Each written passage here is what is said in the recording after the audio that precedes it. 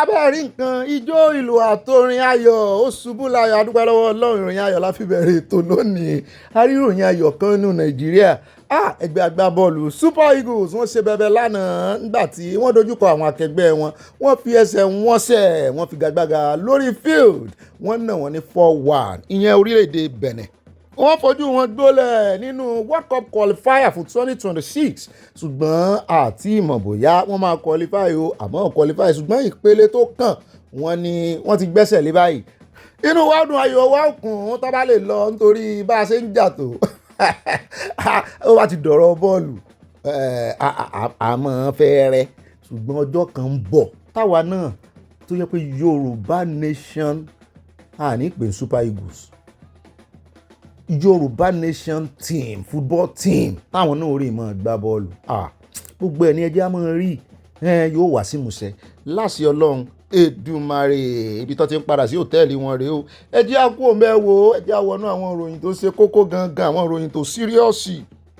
ǹjẹ́ ti gbọ́ wípé àwọn òṣèré nàìjíríà pàápàá jùlọ àwọn yorùbá nollywood wọ́n tún ti bẹ̀rẹ̀ sí kóra wọn jọ wọ́n tún ti ń ṣe tẹ̀lé pẹ̀lú àwọn olóṣèlú yìí ọ̀pọ̀lọpọ̀ wọn kéka àbámọ̀ jẹ́ last year àbí tó last election o tó padà wá bẹ̀yìn ṣùgbọ́n ọ̀pọ̀lọpọ̀ wọn míì náà wọ́n tún ti kóra wọn síta bí ọmọ ọjọ́ mẹ́jọ báyìí wọ́n ní ojú òtí àwọn ààrẹ Tinubu làwọn dìbò fún.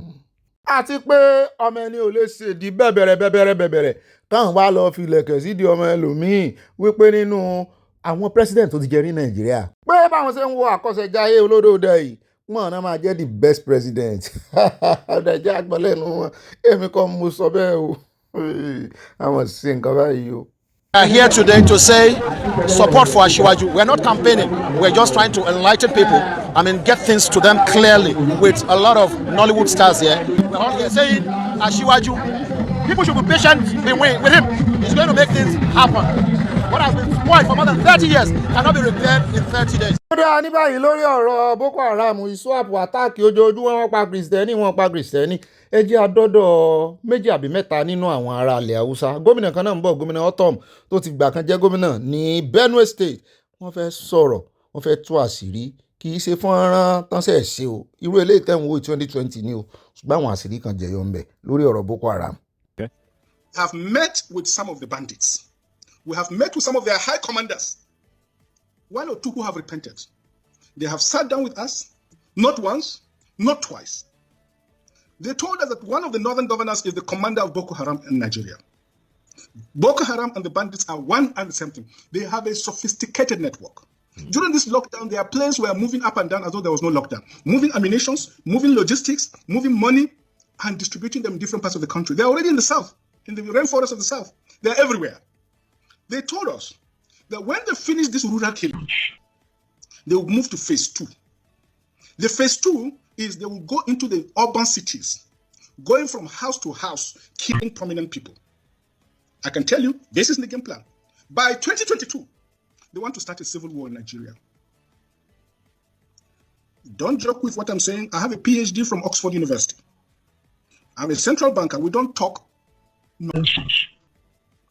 So don't joke with what I'm telling you. I have this from the highest possible authority, higher authorities of some of the commanders of the. You said northern governors, past or present, Dr. Badaya? No, current. No, they said one of them is the commander of Boko Haram in Nigeria. One of them. And they are not looking for money. They have more than enough money. In fact, he told me they just came back from. We are chosen to say the truth. Even if we are going to die, let us die and let tomorrow appreciate what we said. And so, as far as I'm concerned, the federal government is complicit. The day they want this insurgency to finish, it will be done. Actively, they are working with Turkey, they are working with Saudi Arabia, they are working with everything to Islamize. But the real agenda is to take over Nigeria. And all these insurgents that you see happening is from Mauritania, is from Senegal, is from Cameroon, is from all over the place, trying to ensure that the indigenous people of this country do not have a say, but the Fulanis have a say. We are not against Fulani people. In government here in Benue State, I have Fulani people who are in my government. I have no issue about Fulanis, indigenous people. Everybody in this country, Nigeria, comes from somewhere. Even the two people where I govern today as governor, they come from somewhere. But we have settled. Today, Because of the rise in population, there is nowhere you can say that the Tea people or Benue people should leave Benue State to go to Cameroon. Where is the land? To go to where?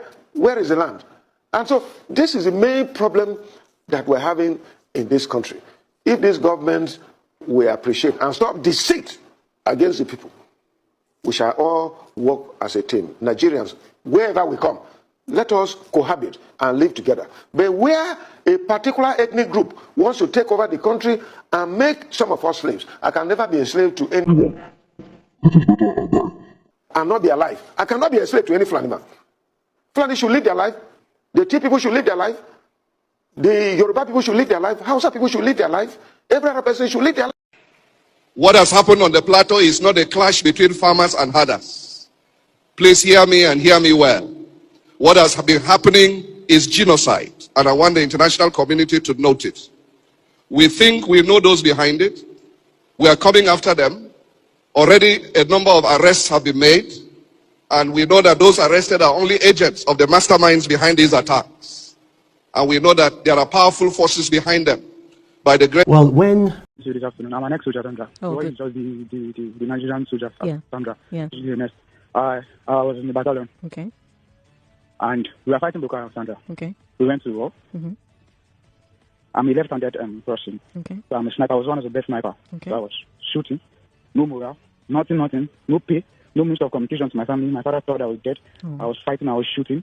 One of our soldiers shot. ó dá o mo ti yí ohun rẹ̀ lẹ́ẹ̀díẹ̀ torí gbogbo òyìnbó tí ń sọ ó lè kó bá YouTube ẹ jẹ́ ń bá sọ ní Yorùbá ilé gangan ló múùfù mi tó jẹ́ kí n mọ̀ yọ mi lójújù n ò gbọ́ rí arákùnrin tí ń sọ̀rọ̀ yìí iléeṣẹ́ ológun ló ti fẹ̀yìntì ó pè wọlé sórí prógráàmù yìí ni rédíò show kan náà ń ṣe lọ́wọ́ ó wá ní bẹ́ẹ̀ ṣe ń wo òun yìí o ó ní ara àwọn sniper the best sniper Nàìjíríà lòun àwọn tán máa ń yìnbọn látọ̀ kan tó jẹ́ pé wọ́n máa ń sùn wọ́n máa ń fojú sun tán fẹ́ yìnbọn lù yóò sì bá ẹni tọ̀hún ó ní àìmọye Boko Haram ló ti fẹ̀mí wọn ṣòfò ó ní ọjọ́ kan nìkan wò ń sùn nínú àwọn ọmọ iléeṣẹ́ ológun Nàìjíríà ni o ó ní ó sì yìn níbọn lẹ́yìn ọ̀run pé Ọlọ́run ló yọ òun ò mọ̀ pé òun lè yè kí lẹ̀sùn tó fi kan òun kó tó yìn níbọn ó kọjú ìbọn sóhun ni wípé ṣe lòun mọ òun ti ń pa Boko Haram jù kí ló dé òun ti ń pa Boko Haram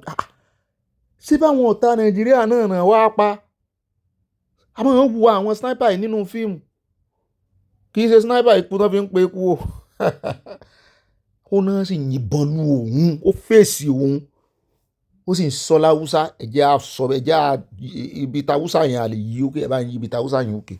It takes the grace of God for me to survive. No, I'm sorry. They shot you on purpose?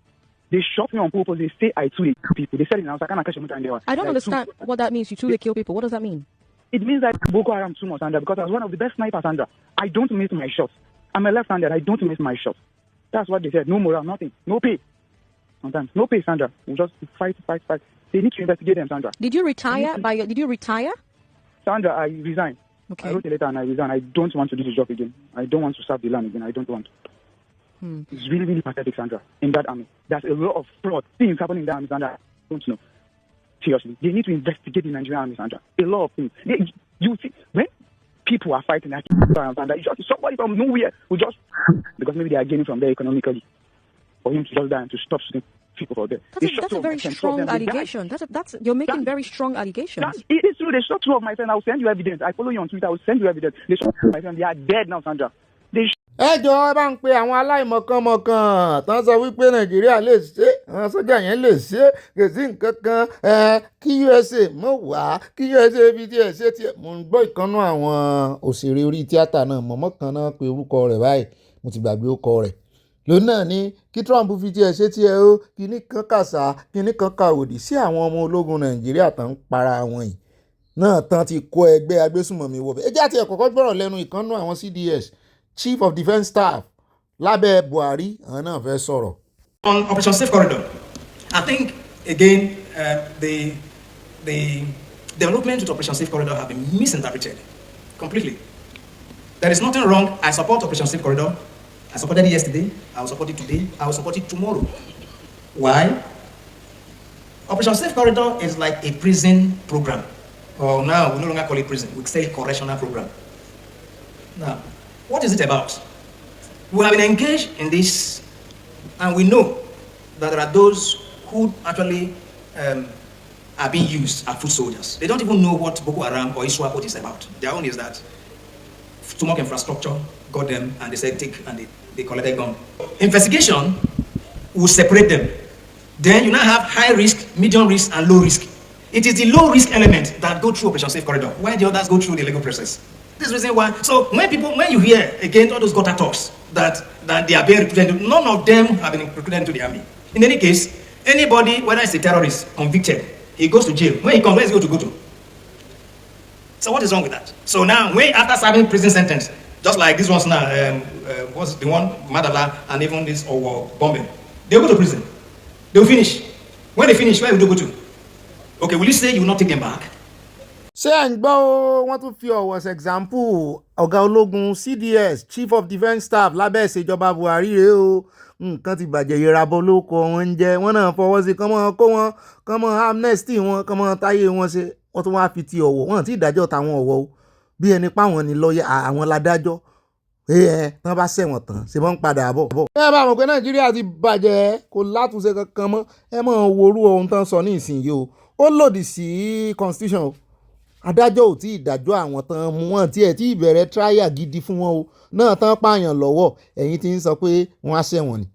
Ǹjẹ́ rántí àwọn èèyàn tán pa ní Ọ̀wọ̀ wọ́n pààyàn ní o ẹ̀yìn tí yá wọn ẹ̀wọ̀n fún wọn ẹ sì tún ti ń provide ibi tán máa dé sí tán bá a ṣe nǹkan o.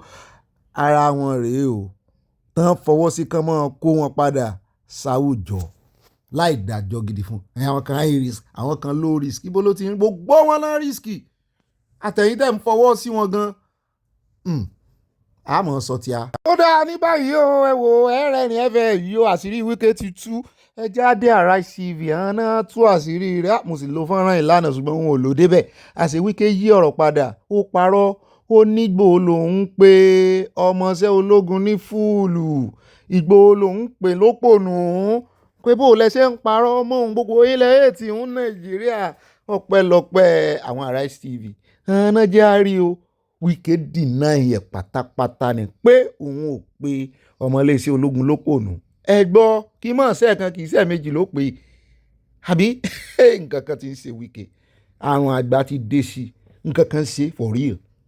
It is not military versus government, no.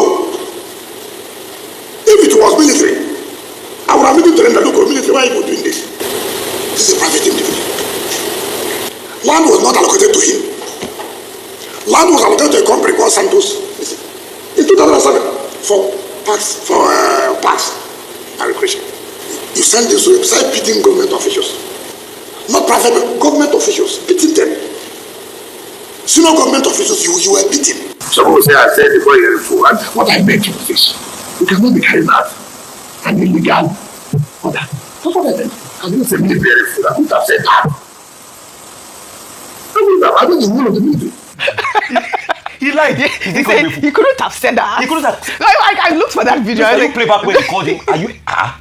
Well, I guess he meant. Before you're a fool, and what I beg you is, you cannot be carrying out an illegal order. That's what I said. I didn't say military fool. I wouldn't have said that. I don't know the rule of the military. He lied. He said, I didn't mean to call him a fool. What do you think? The interpretation of the fool was that he was foolish for acting on the orders because he clearly said, he clearly said you're a fool, and the guy said I'm not a fool. Yes. So he said we have memes, we have videos, okay, wait. The whole that everybody heard him call the soldier a fool. Well, I'll take some reactions. This is from Kunle, who wrote, why is Wike still being garrulous after fueling tension? Why are his excesses tolerated? The ministers of Foreign Affairs, Defense, Economy aren't behaving like him. Is he the only minister in this administration? Ó náà lẹ́rìí yẹn o mo rò pé wọ́n ti gbá Wike ń kìlọ̀ dáadáa bàbá kan sọ wọ́n ní bóyá ààrẹ Tinubu ló kọ lẹ́tà ránṣẹ́ sí èmi náà wá ń wò àyá náà wá ní ọ̀gá mi ẹ rí bí ààrẹ Tinubu ṣe ń tọ́jú àwọn ọmọ iléeṣẹ́ ológun pàápàá jùlọ àwọn tó fẹ̀yìntì ẹ wò bó ṣe ń tọ́jú wọn mo ní sáwọn rìkúrútù inú wọn ló ń sọ àwọn kòròǹtò ní rárá ó láwọn ọ̀gá mo lóòótọ́ ni ó ní Wike tó ń bá ààrẹ Tinubu ṣiṣẹ́ òun wá ń rè rí wọn fín Wike ṣe rò pé inú ààrẹ Tinubu dùn sí wọn ni ààrẹ Tinubu tó rọra ń fọ wọn gẹ̀ wọ́n lórí tó ń gẹ̀rẹ́ sí wọn ìwọ wá fẹ́rẹ̀ mú wọ́n ń tapo sí wọn lórí ni kí wọ́n bá bínú ó sì pè ní òpònú níwájú gbogbo aráyé wá padà wá ní ìsìn àwọn olóṣèlú yín rèé o ẹ bá rí Wike tí ń ṣe gìràgìràgìrà tí ń tutọ́ sókè tí ń fojú gbà iwájú kámẹ́rà ló ti pèèyàn lópònú iwájú kámẹ́rà náà ló padà sí pé bó lòun ó ṣe pèèyàn lópònú náà òun ò pé. Couple of things, let's set the record straight. The Minister Wike, I had to watch the video again just now, called the officer a big fool. So him saying that he couldn't have called him a fool is untrue. Let us learn to tell the truth at all times. Yeah. There are many titles you can come up with this. You can say the humiliation of Nyesom Wike, because in this episode, he was thoroughly humiliated. Number two, you can say the many lies of Minister Wike, because we have just seen that he's even lying after the fact. Number three, you said he has not offered an apology. I think he has actually apologized. You know, in Yoruba land, they have this saying that, you know, an elder uses different styles to run away from cows. It takes wisdom. When you encounter a cow that is aggressive and it has big horns, it is style the elder will use. You backtrack. You know, this is what Wike has done. He was very apologetic by saying that he respects the military. He has no problem with the military. He's not confronting the military. If he has a problem with the military, he knows where to go. So he knew all of that. No, that's folding. Folding is different from apology. Fold. Okay. That one is folding. That's folding. Folding is different from apology. Is admittance and say we need to apologize and say I'm in the wrong. I'm sorry about it. That's folding. He fold. I'm not talking about folk wisdom. The way an elder uses to backtrack and protect himself. He was practically begging the military generals. And then on top of it, the same man that was calling the military officer Yerima Ifu, he went there. He asked that his trucks should be removed and all the vehicles should be removed. that was a complete humiliation. However, let's make the point again. You should stop exposing the president of Nigeria, who has been magnanimous enough to give him a ministerial appointment, apart from using him as an APC political bouncer. And I say, was that the Yoruba word you were using yesterday? No, Omonile. Omonile was a bouncer. Owner of the land. No, but actually as Omonile, he's going on a frolic of his own. But the APC political bouncer, that looks like the assignment that he has been given. So he should tread carefully.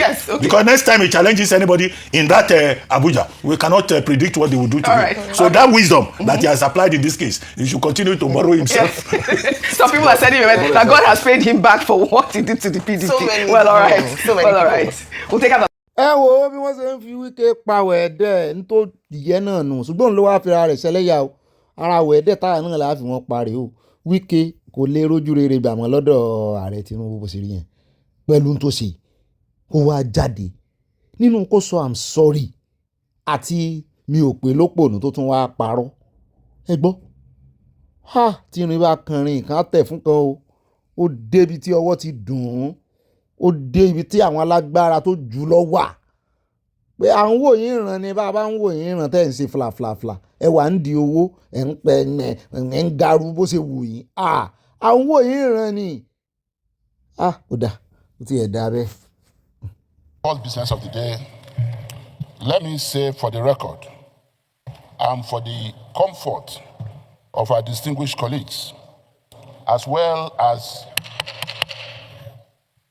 for the information of the general public, that yesterday there was a newspaper, a media report that an attempt or a coup to impeach His Excellency Distinguished Senator Godswill Akpabio as President of the Senate was botched by one of our colleagues, His Excellency Distinguished Senator Orji Uzor Kalu.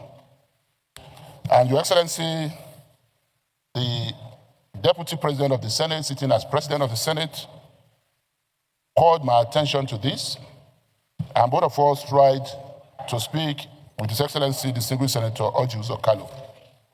And he eventually returned the call, and from my discussions with Senator Orji Uzor Kalu,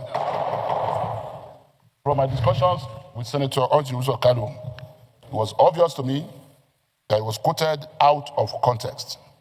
And the reason I'm standing up to make this clarification is that there was no attempt by any of our colleagues here.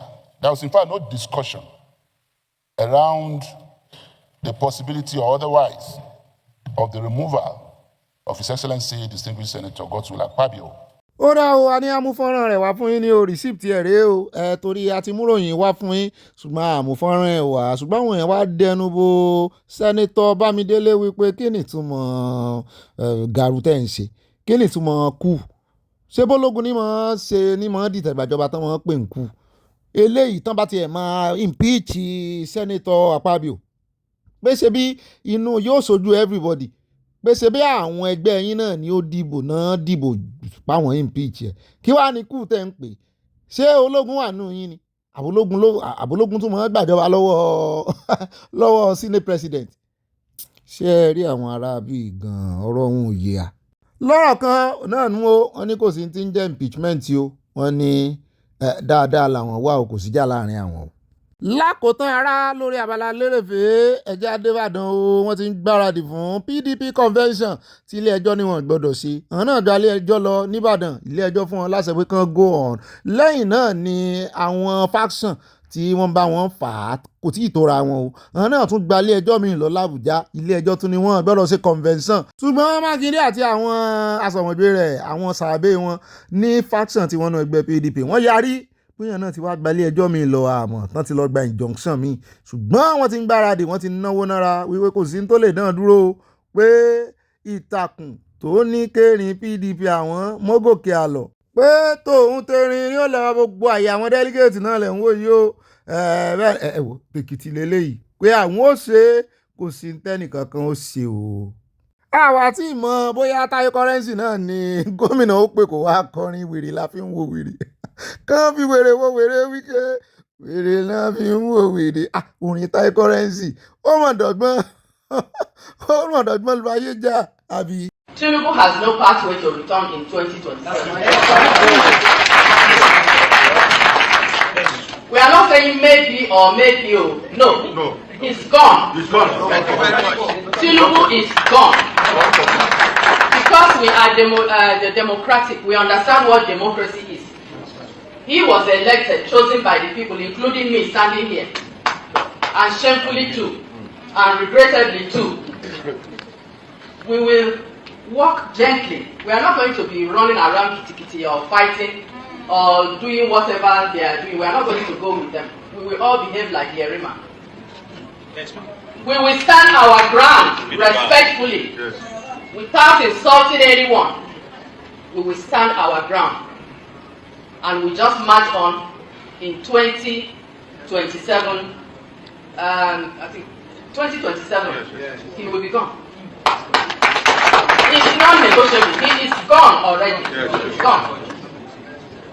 So, on behalf of our beloved party, and on behalf of everyone that is holding the ground in this nation, you call it grassroots, we call it holding the ground. It's a language we all need to know. President Buhari taught us you hold the ground, hold where you are. So, on behalf of all of us,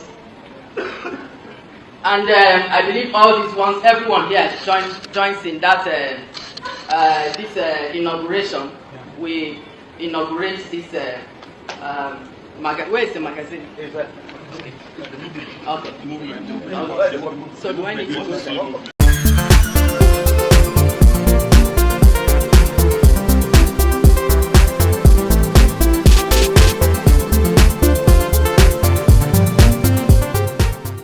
Jésù ní Balógun ọkọ̀, ẹ má ṣe jẹ́ ká bẹ̀rù.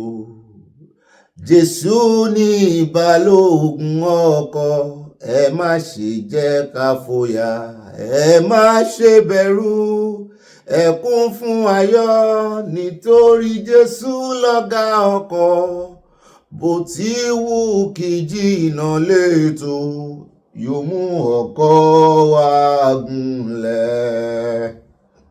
Orin hymns ni orin ẹ̀mí ni nítorí mọ́mọ́ wa kan ló pe àkíyèsí mi sí wọ́n ní abọ́n ọkọrin àti màámi mo sì bá kọ́nu kọ́mẹ́sẹ̀ sàn mo wá ṣèlérí fúnra mi pé orin náà láàfi bẹ̀rẹ̀ ètò lónìí torí kọ́mẹ́sẹ̀ sàn láyé àkọ́kọ́ mọ́ mójú tó nínú gbogbo ìròyìn ẹ̀yin ni number 1 comment section is the first. tó bá ti ṣe tiẹ̀ báyìí tán tó ti yanjú gbogbo tẹ̀yìn olólùfẹ́ wa lèmísẹ́ wa máa fẹ́ bẹ̀rẹ̀ láti wá bọ́ sójú kámẹ́rà láti wá kàròyìn. so mo máa wá nígbà tí mo gbọ́ tá àyà ń ka comment section mo gbọ́ orin ẹ̀ mo ní orin ìwúlò orin ẹ̀mí ni fún ìrìn àjò tá à ń rìn gẹ́gẹ́ bí ọmọ Ísírẹ́lì ṣùgbọ́n àwọn ò ní ìrìn àjò merry-go-rounding náà ọmọ Ísírẹ́lì rìn torí ẹ̀ la ṣe ń palariwo wípé ẹ jẹ́ àtètè jà náà irú mistake tó ọmọ Ísírẹ́lì ṣe lọ́jọ́ sí náà rè àríyànjiyàn wà ń bẹ̀ tó ń fara wọn sẹ́yìn bí tọ́nà ń mú wọn lọ wọ́n dé tí odò náà etí òkun pupa wọ́n fi ìgbà kan rojọ́ Mósè ò bá ti fi wálẹ̀ nú ìgbèkùn ò bá ti ṣe báwa náà ṣe ń rore o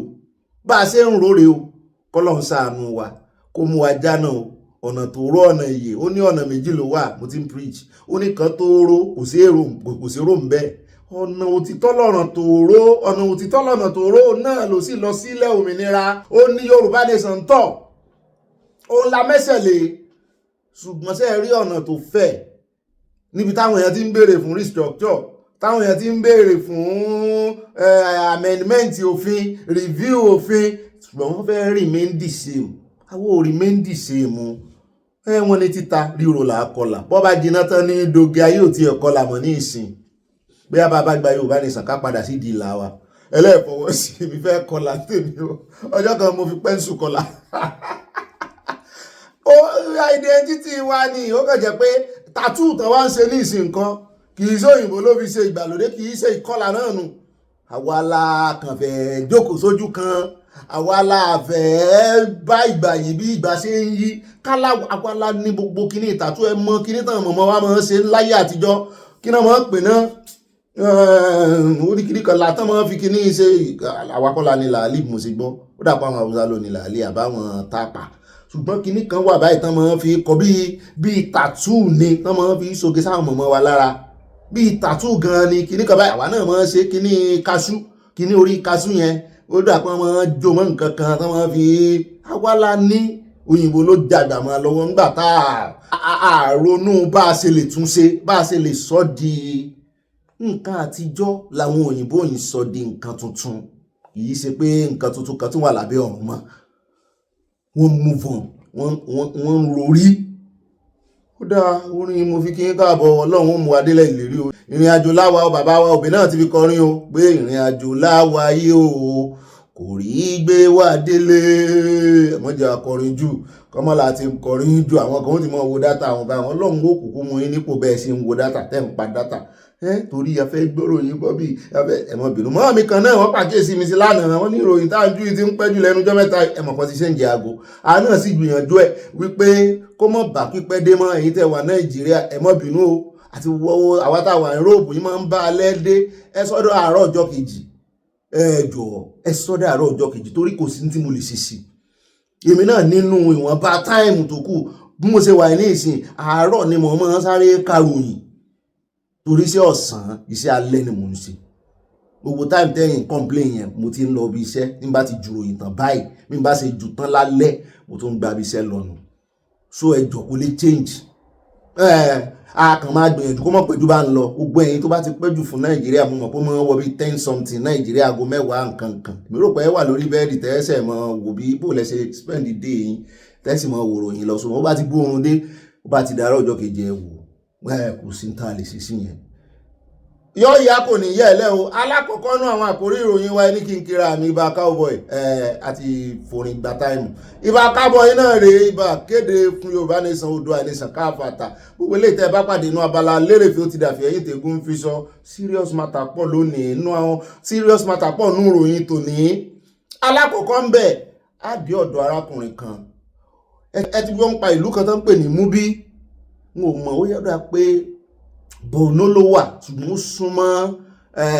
ó súnmọ́ Cameroon wọ́n ní ó lóun fẹ́ sọ̀rọ̀ ó ní tá ẹ bá ń gbọ́ oríṣiríṣi lórí ọ̀rọ̀ genocide káàkiri ó ní ẹ wá fòun ẹ wá gbọ́rọ̀ òun kẹ́ ẹ fòun ṣe personal example pé Múbí àbí ó ṣàṣọ MUBI ó níbẹ̀ ni tán bí àwọn sì bẹ ní àwọn bàbá àwọn tí jọmọ onílẹ̀ ó ní ṣùgbọ́n bá a ṣe ń sọ̀rọ̀ yìí ó ní Boko Haram gbá lọ́wọ́ àwọn ó ní gbogbo àwọn ti fọ́n dàgbé àwọn ti fọ́n sí Cameroon ó ní òun lè sọ nípa tó ń pè ní genocide kẹ́ ẹ bá mọ̀ wípé gbogbo àwọn tí ń fẹnu tẹ́ḿbẹ́lú rẹ̀ tán délé Haúsá tán sì ń ròyìn rẹ̀ ńlẹ̀ Yorùbá tán ń fẹnu tẹ́ḿbẹ́lú rẹ̀ tán tún sọ fún Trump wọ́n wà mọ́ wa à ń gbé bọ̀ yóò sọ̀rọ̀ lónìí bàbá kó ń bẹ̀ tán à ń lọ sọ́dọ̀ sí ọmọlẹ̀ lórí ọ̀rọ̀ 210 trillion naira ẹ fi ti ọmọ tí ń sọ̀rọ̀ àlùfàṣà tó ròhùn púpọ̀ ń rí fáàsì Sunday Igboho ẹ fi ilẹ̀ ọmọ Fúlàní ni àṣírí rẹ̀ ti tú ṣùgbọ́n àwọn mọ̀mọ́ mi wọ́n ti fún jẹ dáadáa nínú kọ́mẹ́sẹ̀ sàn wọ́n fún asíṣánẹ̀ lẹ̀ kán bá wa rọ̀jò sádùrà ní àpè wọ́n rọ̀jò ìpele lórí ẹ mọ́ bínú ẹ bá pàdé inú kọ́mẹ́sẹ̀ sàn àmọ́ sí ṣánẹ̀ lẹ̀ ni o kan fúnlẹ̀ àwa ìṣépè lórí ìkànnì ṣùgbọ́n fún èèyàn tí bá ń jáde bẹ́ẹ̀ yẹn tó wá ń pariwo ojúkorojú kán mú fọ́nrán kan jáde níbi tí Sunday Igboho ti wà violent kán mú jáde mọ́ mi tó sì pàkíyèsí mi sí èmi ò tiẹ̀ tètè rí kọ́mẹ́ǹtì wọn tán ní ṣé mo ti wo fídíò yìí mo ṣiṣẹ́ lé lórí báyìí ìrọ̀lẹ́ àná náà mo ṣe wá wo kọ́mẹ́ǹtì wọn pé òun gan la ṣiṣẹ́ lé lórí yóò dáa fún ìmọ̀ mi yóò yẹ yín kò ní yẹ àwọn èèyàn nífẹ̀ẹ́ bàbá mi Sunday Igboho gan bàbá mi yóò yẹ yín á nífẹ̀ẹ́ yín ṣé ẹ ti gbọ́ ẹ mọ́ dẹ̀lẹ́gàn lóhùn ẹ mọ́ dán lóhùn ìfẹ́ gan-an ni ṣé ẹ rí bí ẹlẹ́gàn 100 bá dúró bẹ́ẹ̀ bá rí èèyàn kan tó nífẹ̀ẹ́ yín ìfẹ́ yẹn ti kó gojá ó dá ẹja sáré dé ọ̀dọ̀ sí ọmọlẹ̀ àkórí ìròyìn láwà bí tá ti ń dami tútù wájú tá ń tẹ̀lẹ̀ tútù òsì ọmọlẹ̀ bá fọgbá yán gan lórí ọ̀rọ̀ NNPC wípé òun ò mọ tó ń ṣẹlẹ̀ tí ààrẹ Tinubu tàn fi bọ́dà kan ti ẹ̀ gbójú wò wípé 210 trillion ẹ̀ ń gbé ètò ẹ̀yàwó wá síwájú àwọn kan mọ́ àwọn buwọ́lù súnmọ́ gbogbo ètò ẹ̀yàwó tẹ̀ ń gbé wá ìgàn 210 táwọn ń sọ bẹ́ẹ̀ bá mójútó tẹ́ ẹ bá rí gbà pé ẹ ní nídìí àti ìyàwó kí ló dé tẹ́ ẹ̀ tí ẹ̀ wà move sówó ìkéré lójú yín 210 trillion nù lé mi gan bí 100 ẹrù bí n bá wà tí wọ́n mọ̀ nù lé sáàbọ̀ mówó rẹ̀ ni wọ́n mọ̀ pọ̀ 100 ẹrù n ò tètè rí ndé eléyìí tí n ò tètè rí nù o tí ìṣèké bóyá èèyàn mú o tí ìṣèké bóyá ó sọnù o èmi ni mi ò mọ bí tí mo fi sí o níbi láti torí ọjọ́ kìíní tá à ń fi owó pamọ́ síbi kan tí n ò tètè rí mbẹ̀ tí wọ́n rántí wọ́n mọ̀ pé n ò tètè rí nǹkan tí n bá wá rí tẹ́ ilé ò wá sinmi kéèyàn wá jó lórí orílẹ̀-èdè kó di 210 trillion sọnù kẹ́ kó mọ́ káyín lára ibẹ̀ ni òsì ọmọlẹ̀ ti sọ̀rọ̀ sí olórí àwọn NNPC wípé kó káyín lára n ò sì rí yín blame pé ẹ tún wá sọ wípé àwọn owó yìí subsidy lórí crude oil òun ò gbọ́rí láyé pé monumental fraud lélẹ́yìí tán bá náà ń san subsidy orí epo bẹntiró náà ti ń san subsidy nínú kẹsàn lórí epo bẹntiró tàbí kẹsàn lórí epo diesel intẹ́ bá extract inú epo rọ̀bì orí ẹ̀ lẹ́ẹ̀tì san subsidy nígbà tó ń san ni o ẹ wá ní lórí crude oil gangan tó jẹ́ ti Nàìjíríà lẹ́ẹ̀tì ń san subsidy pé ó lè ìta gbangba ló yẹ kán ti pè yín lólè kan bọ yín sí o à ń bọ̀ ń bẹ́ o sí ọmọlẹ̀ ń dọ́gbọ́n sóòótọ́ ọ̀rọ̀ lẹ́nu ọjọ́ mẹ́ta ó kàn jẹ́ wípé gbogbo wọn náà a ti kà wọ́n mọ́ nǹkan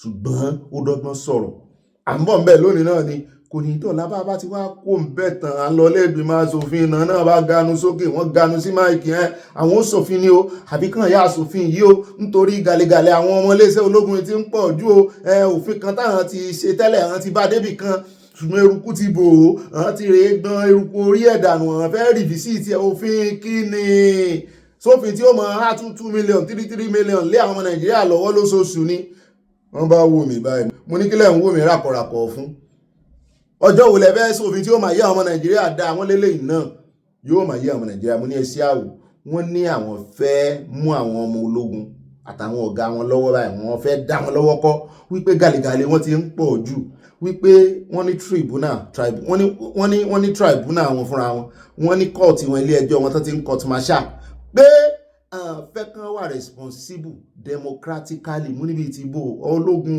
kò sí bólógun ṣe wà lè wà responsible tó lè wà civil gbọ́tọ́ mọ́ sọ fún àwọn pé ẹ̀yin civilian àwọn tí ẹ̀ mọ́ fi èdè kan sí blood civilian náà mọ́ pé àwa aláṣọ kìíní wọ́n ní fẹ́ kán wà responsible in a civil law pé lóòótọ́ àwọn ò sọ pé kán palẹ̀ ilé ẹjọ́ court martial àwọn kan palẹ̀ mọ́ tàbí tribunal àwọn ṣùgbọ́n àwọn fẹ́ kán mọ́ wá kí ilé ẹjọ́ civilian àwọn àmọ́ mójútó nípa constitution pé lóòótọ́ constitution ológun náà fi ń judge ṣùgbọ́n àwọn ò sí lábẹ́ ìṣèjọba ológun mọ́ bẹ́ẹ̀ bá mọ́mọ́ ológun kan àbí nǹkan kan ẹ lè court martial ṣùgbọ́n àwọn fẹ́ tojúbọlé ẹ̀rànú rùmù ni ó dá àwọn ará bíi ti jókòó jẹ́ o wọ́n rán ṣèjọba wọn sàríà wà ń bẹ ẹ̀ tójúbọ o àwọn náà ní òfin tí wọ́n tán ń dá ṣe tó yàtọ̀ sófin ti Nàìjíríà ẹ̀ tójúbọ wọn tí sójà lè fẹ́ rè tójúbọ ṣé ẹ̀ ní fọwọ́ ara yín fa sọ̀rọ̀ báyìí wọ́n ní rárá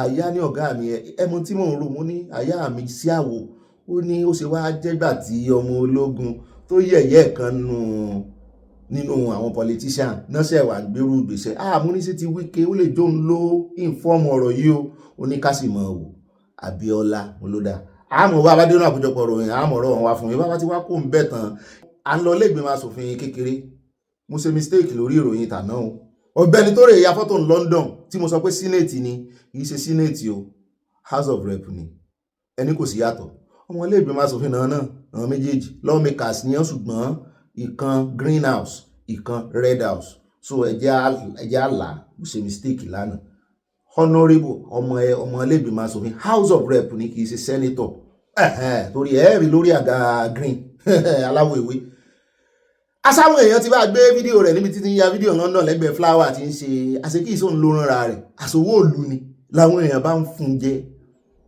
sáwọn tẹ́ ẹran lọ náà rèé ṣé kò ya fọ́tò rí ni ẹ invite ẹ̀ wá sábàlá àfi pàká ká ya fọ́tò fún bóyá yóò kò tọwọ́ rẹ̀ dálẹ̀ tẹ́lẹ̀ fi ń ṣe báyìí níwájú kámẹ́rà àṣàn ránṣẹ́ ni fún ara rẹ̀ náà ló wá fẹnu ara rẹ̀ jíṣẹ́ báyìí wípé wọ́n rò ní London wọ́n wá ń sọ̀rọ̀ òun kiri ebi wọ́n rán òun pé kò ń lọ wá investor wá ní sì rí investor tó rí dárúkọ company wọn kárí ìbọn ṣẹ́ẹ̀kì ẹ̀ aṣòwò òlù ní fi ń ya fọ́tò kiri à ń bọ̀ ń bẹ̀ London jọ wọ́n lójú wọn sì tún lù ṣe òun náà ló fẹnu ara rẹ̀ sọ̀rọ̀ iṣẹ́ tán wá rán èyí tó rí jẹ́ ìyàtọ̀ tó wà ń bẹ̀ yóò fẹnu ara rẹ̀ sọ bá a bá ti wá kó ń bẹ̀ á dé ọ̀dọ̀ foreign minister ti Nàìjíríà níbi tó náà ti gba USA lọ ní ẹ̀kọ́ta CNN ló bá rí gan sí máìkì ọ̀rọ̀ ìkáwọn lára gan o lórí ọ̀rọ̀ kò sí genocide ẹ̀yin mélòó lẹ ní X àkáǹtì bí bẹ́ẹ̀ bá dórí X wọ́n mọ̀ fún jẹ gan o ó ní arákùnrin kan ìkànnú àwọn gbajúgbajà journalist ní CNN Piers Morgan orí show rẹ̀ ló lọ ẹ ti ṣe show tán wọn tí kì í ṣe live show ló bá padà lọ bá lórí android pé ìyẹn mínísítà yín ní Nàìjíríà ló bá padà lọ bá wípé gbogbo ọ̀rọ̀ tó ń sọ ẹ mọ́ gíkú ń bẹ́ o ẹ mọ́ fi kún o bóun ṣe sọ ní kẹ́ ẹ ṣe sú ẹ o torí òun ò fẹ́ níyún bá dá padà fún pé kí ló ń bọ̀ lẹ́rù àwọn èyí fi gbàkànbọ̀ kan nú lọ́dọ̀ tàwọn bó bá ṣe sọ náà ni àwọn ṣe yẹ bí wọ́n ló mọ dìfẹ́ndáǹtì tó wá dìfẹ́ǹdì lórí ọ̀rọ̀ genocide sọ́wọ́n báyìí wà ń bẹ̀ ni ṣé wọ́n genocide àwọn ni ẹ̀yin náà genocide ara yín ṣé ẹ̀rí táwọn ọmọ Nàìjíríà gbọ́ náà bá kó lọ ọbẹ̀ náà bá bẹ̀rẹ̀ sí táàgì Trump náà táàgì Piers Morgan wípé òótọ́ ẹ bá rí òkú àwọn èèyàn táwa gun òrèrè lórí bí a lè fi hàn yín o ọmọ kékeré wọ́n gbé wọn sórí ìyá wọn báyìí wọ́n lé wọn lẹ̀ bíi tòmátò ni tán ti pa tán ti bà wọ́n jẹ́ àwọn fídíò kan náà wà a lè fi hàn yín díẹ̀ ṣùgbọ́n a block kò sí fi hàn yàn ó dehumanize èèyàn gan-an ni ó bá tó àṣírí ara rẹ̀ à ń bọ̀ ń bẹ́ a sọ nínú àkójọpọ̀ inú Abala Sanawole láti lò ṣùgbọ́n mo fẹ́ fi kanjú abẹ́ǹkò á lò nínú abala àkórí àkójọpọ̀ òròyìn gangan. Bàbá tí wá kò ń bẹ̀ tán à ń gba Ẹdó lọ o àníyà lọ́dọ̀ ọ̀pẹ́ bolo ọ̀dọ̀ ọba Ẹdó gan-an ni o ọba tó pa ṣe mo gbà ọba tó pa à ń lọ sọ́dọ̀ wọn ọba ti bínú pátápátá lórí ọ̀rọ̀ museum pé ojú tẹ́ fi ń wò ó ojú kékeré ni pé ṣe bá ara ní ká gbára wa lọ́wọ́ àwọn amúnisìn pé inú sì ń bí àwọn bọ́n ṣe kó baba ńlá baba àwọn lẹ́rú wọ́n tún wá yá ní ìsìn wọ́n tún fẹ́ máa kó àwọn nǹkan ìṣẹ̀ǹbáyé lẹ́rú wọ́n fẹ́ máa jí wọ́n ní ṣé ẹ fẹ́ kán má wọn lẹ́rú lẹ́lẹ́ẹ̀kejì ní ẹ̀yin ọmọ Nàìjíríà mo ní sọ pé ìgbésẹ̀ tẹ́ gbé ò dáa akànnìkẹ́ ẹ mọ́ lo àwọn jàǹdùkú ni àwọn ayé ń wò yín àwọn tẹ̀ ń bá lo jàǹdùkú technologically wọ́n ti lọ ẹ nídìí láti mọ̀ fi jàǹdùkú lé wọn ẹ kàn rọra order àwọn out ẹ jáde ọlọ́pàá ti tó ìwọ ni ọlọ́pàá tó tún tẹ̀lé jàǹdùkú tẹ́ wá ń oyè ọba you are very correct ṣùgbọ́n ẹ mọ́ lo jàǹdùkú mọ́ àwọn èèyàn ń wò yín ó ní bẹ́yẹn ṣe máa béèrè fún ráìtì ẹ̀ ọba sá kẹnu lọ́rọ̀ o wọ́n ní sàásà gbà wọ́n láàyè lórí bá a bá ṣe ń ṣe kìíní lọ́gbọ̀n mọ́ yọ́bọ́rọ́ ti ẹ̀ mú ní ọba tó bá dáa mo ní tó yẹni ló yẹni okùn ọrùn ra ìyádìyẹ ó yá agbèsí yín lẹ́yìn àwágun òfẹ́ kán mú yín lẹ́rú ẹlẹ́ẹ̀kejì mọ́ abádénú àkójọpọ̀ òròyìn ọba ó sọ̀n tójú wọn rí bá a bá ti wá kú ń bẹ̀ á wà dé inú ìròyìn tí ọmọ tẹ̀lé ànípẹ́ nínú ìròyìn tòní ẹ já lọ tààràtààrà sí. ọ̀dọ̀ Peter Obi là ń lọ níbi tóun náà ti gàrún sí Mike tóun náà ti sọ̀rọ̀ nípa ọ̀rọ̀ Trump tí Trump sọ òun náà sọ̀rọ̀ lórí ẹ̀ wọ́n ti ń retí kó sọ̀rọ̀ tipẹ́tipẹ́ òun náà ti wá sọ̀rọ̀ báyìí àgbẹ̀yìn níbẹ̀ náà àkójọpọ̀ ìròyìn. ó dáa nínú gbogbo àkọ́lé ìròyìn wa ní ìrìjú báyìí lọ bá fikún bá wà nínú bọ́dí ìròyìn àwọn fikún ẹ̀ mọ̀ bá ń bẹ̀ ẹ mọ̀jà pẹ́ rárá ó yá ẹja wọnú abala tí ó mọ̀ tẹ̀lé Abala Sanawole ọlọ́run ìbàrẹ́ o ọlọ́run ìbàrẹ́ ọlọ́run ìbàrẹ́ o ọlọ́run wà láàrin ìwà bó bá ṣe ń ya fọ́tò ọlọ́run náà sọ nínú fọ́tò wa ó yá o ẹ wọ ẹyẹ o ẹ gbé borùn lónìí o ẹ gbé borùn ẹ gbé borùn ẹ mú borùn wá ẹ fi gèlè náà ṣe borùn ẹ fi gèlè ṣe borùn ó yá o ẹ̀yin bàbá wa náà ẹ gbé fìlà ẹ wọ ẹyẹ wọ̀ kán ẹ ṣe mú sin ó pẹ́ tá a ti ṣe mú sin ẹ ṣe ọlọ́ọ̀ṣà sínú ẹ ṣe pọ̀ mọ́ mi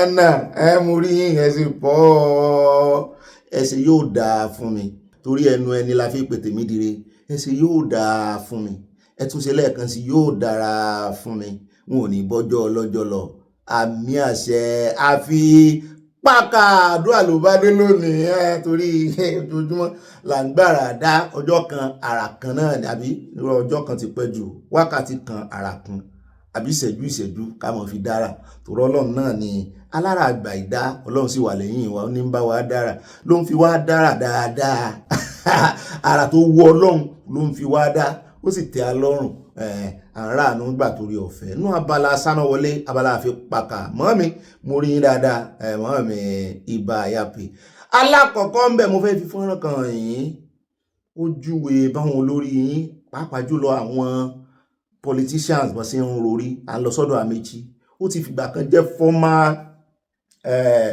ni ìṣe former nìkan former méjì kan òun ló wà ń bẹ́ kó tó di pé Wike gba kíní lọ́wọ́ rẹ̀ so ó ti jẹ́ former àbí former ni former mélòó ni àyà kálo méjì náà former governor ní Rivers ó tún ti jẹ́ former minister lábẹ́ ìṣèjọba former tó kọjá káàrí olódò rẹ̀ tó jẹ́ president àyà ni mo ti ń lo former jù pé ṣé wọ́n tún ń gboyè former ni mo ní oyè táwọn alágbára ìpẹ̀kun oyè àwọn alágbára náà nù wọ́n máa padà di former ni ṣùgbọ́n tó bá wà ń pọ̀ agbára lónìí ń padà bọ̀ àwọn olódò rẹ̀ ń padà bọ̀ wá di former president wọ́n á di former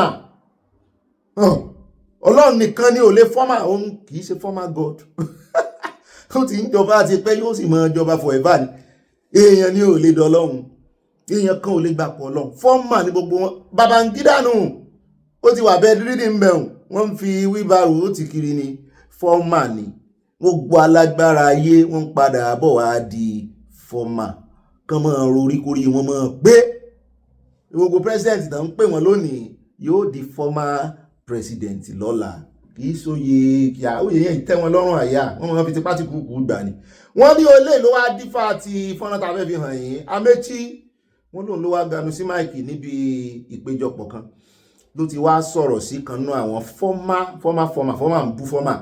former senator Shehu Sani tó sọ pé bú òun pé ká lóun bá ń bẹ̀ ni òun ò bá sọ̀rọ̀ sí lójú gbogbo ayé ṣùgbọ́n kán bóun kìlọ̀ fún òun ó tú àṣírí rẹ̀ o níta gbangba o mo wá wọ ọ̀rọ̀ yìí mo ní nǹkan kí ẹsẹ̀ ràgó nínú ọ̀rọ̀ yìí ó tú àṣírí rẹ̀ níta gbangba ṣé bóun lórí yín ṣe rí rè àṣírí pọ̀ tá àti ẹ̀ tí ìgbọ́ tá a rò pàṣírí ń tú gan ẹ̀ tí ìgbọ́ nǹkan kan o ó kìlọ̀ fún ni ṣùgbọ́n mo ronú lórí ọ̀rọ̀ rẹ̀ kọ́kọ́ bá ń tẹ̀sí ẹja gbọ́rọ̀ rẹ̀ ká tó wá sọ̀rọ̀ lé lórí. Amechi was here talking about Tinubu, talking about Nigerians. He was one of those who was so blessed by Nigeria. In every sense of it. Many of you here have, in your family, you have never had cancer. And then one man was a speaker for 8 years, governor for 8 years, minister for 8 years. How blessed can a man be? And then 2 years after power, he has seen the fault of the country.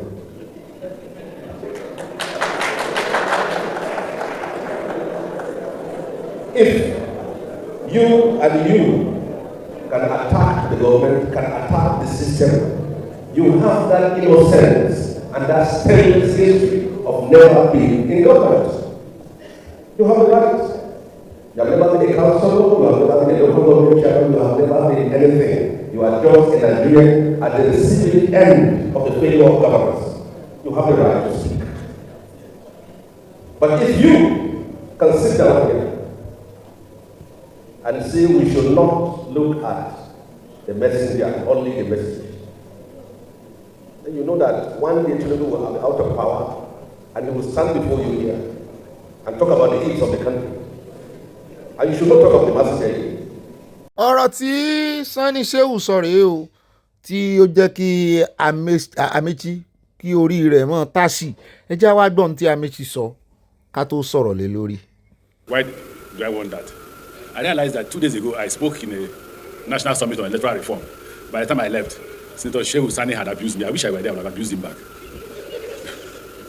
I know him very well, so you can't say things that I know what he knows that most of you don't know. I'd like to use the opportunity to let him know that he shouldn't try it again because I will expose him in public. And I'm not joking.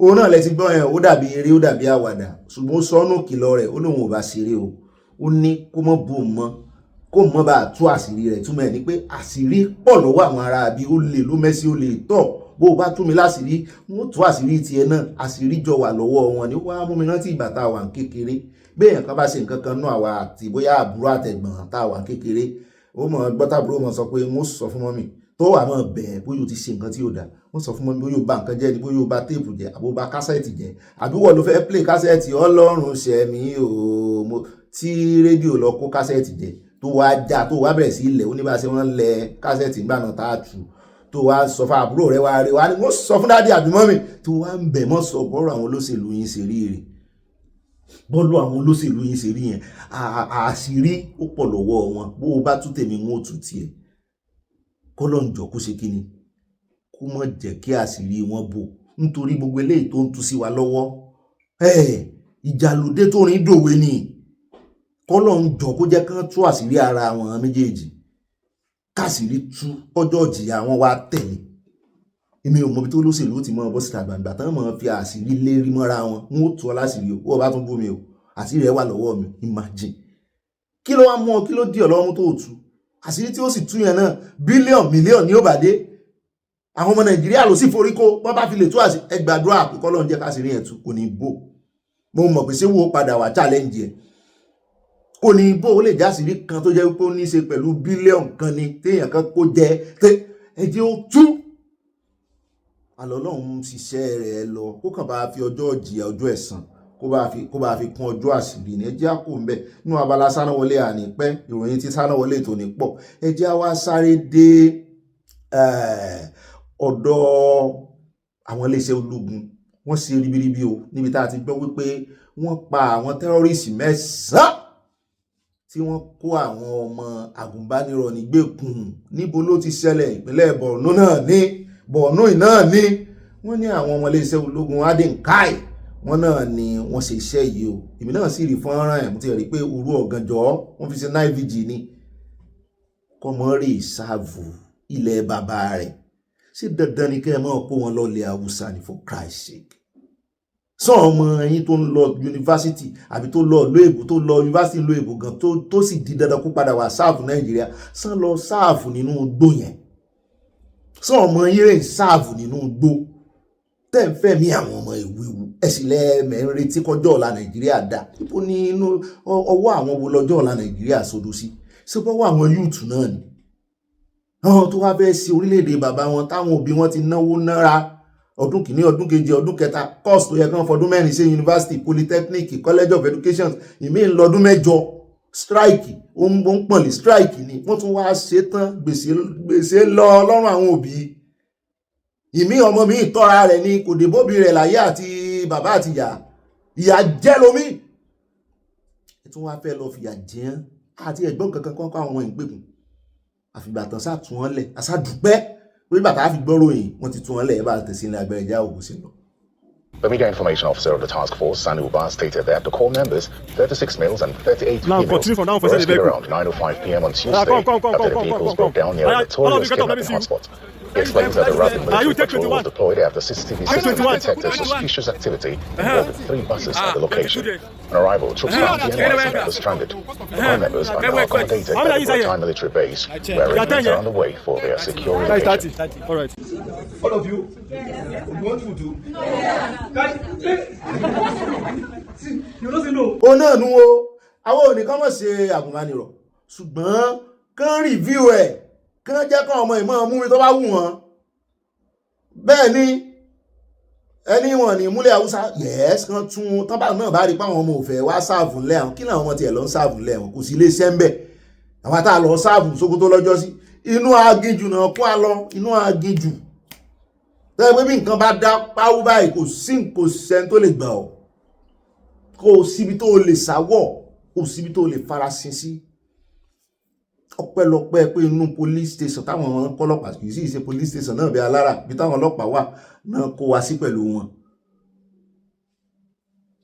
Náwọn ẹranko tó yẹ pé igi ìrèké tán jẹkù tán ti kójọ síbi kan náà ń sùn lé. Tí àkekèé ó sì mọ rìn báyìí tí kò sí ní ta wọ́n. Mi ò mọ irú oògùn burúkú tán ṣe. Nǹkan fara rọ́lẹ̀ Haúsá yẹn o.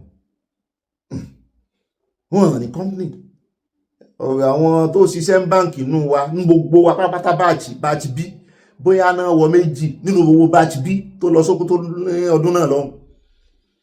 Skúù ni fàájìsì ni báàtúrẹ́ ń sí làwọn ọmọ wọn sọ báàtúrẹ́ sáàsá àgbà Haúsá lápá àwọn ọmọ wọn tí ò fẹ́ wá skúù tẹ́lẹ̀ tán tún wá rí tíṣà tí ò gbọ́ èdè wọn. Àwọn náà ń bọ̀ wá ṣe eré lájọ mọ́ ṣe wá ti ṣeré 30 minutes báyìí nínú 5 hours tó yẹ ká fi ṣe lẹ́jọ́ àwọn ọmọ tún ti bọ́ ti bá ti hàn lọ́nu.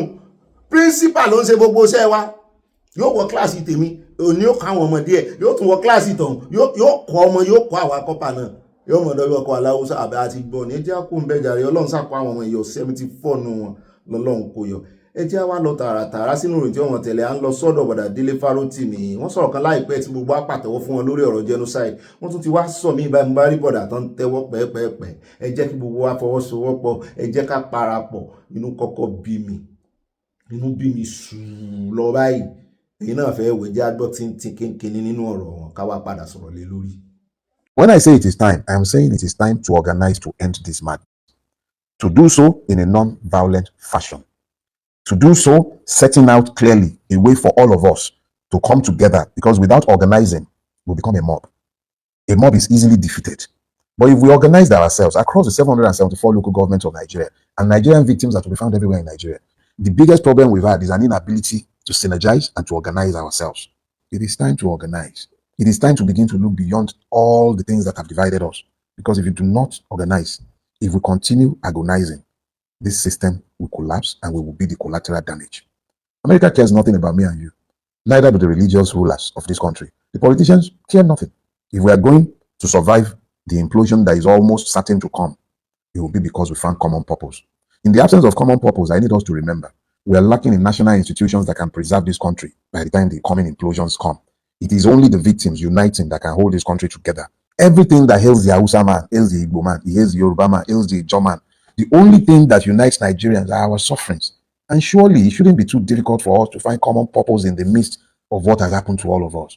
Ó náà lẹ́sìn wọ́n yẹn káàbọ̀ padà ó yà mí lẹ́nu kí ni máa ń sàwọn bọ̀dá yìí náà tí gbogbo wọn sàn pariwo ká fọwọ́sí ibo lẹ́ fọwọ́sowọ́pọ̀ lọ ṣé kò yẹ kẹ́ ẹ ti mọ̀ pé kíní yìí ò lè wọ́ọ̀kì mọ́ ẹ ń fáwọn èèyàn sẹ́yìn with that beautiful speech tí bọ̀dá yìí give ń jẹta àbí jẹrin kọ́lá ló fọ́nrán wọn lórí genocide ẹ tún á wo iwájú lọ́lọ́kọ ìwà mi lọ èmi ò ní bọ́lọ́kọ ìpadà sẹ́yìn o mo ti mọ̀ mo ti mọ̀ yé o táwa lọ lọ́kọ̀ wa Sunday Igboho ó ti yé kò gbé ìbò èyí tẹ́ ẹ gbé ìbò ìdàpọ̀dà délé àmọ̀ pé ẹ gbé ìbò ṣùgbọ́n eléyìí tẹ́ ẹ tún fẹ́ máa sọ yìí ń padà sẹ́yìn ní tá lè fẹ́ fọwọ́sowọ́pọ̀ pẹ̀lú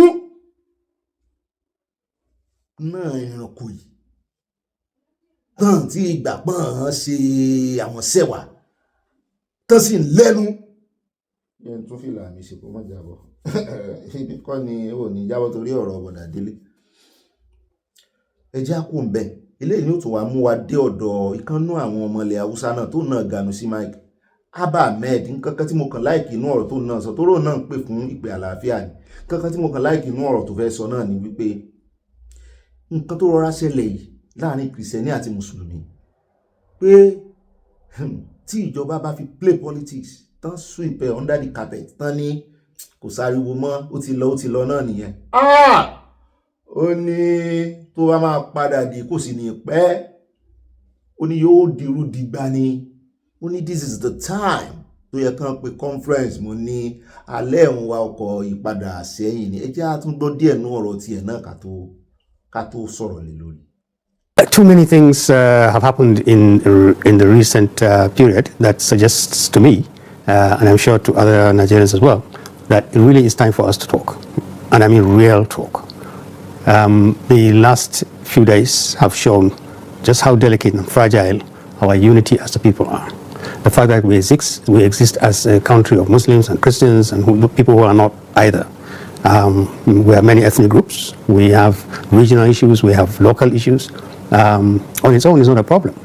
But events that have occurred since President Trump's threats and the debates and the arguments that have followed them indicate clearly there are fault lines that we have to revisit.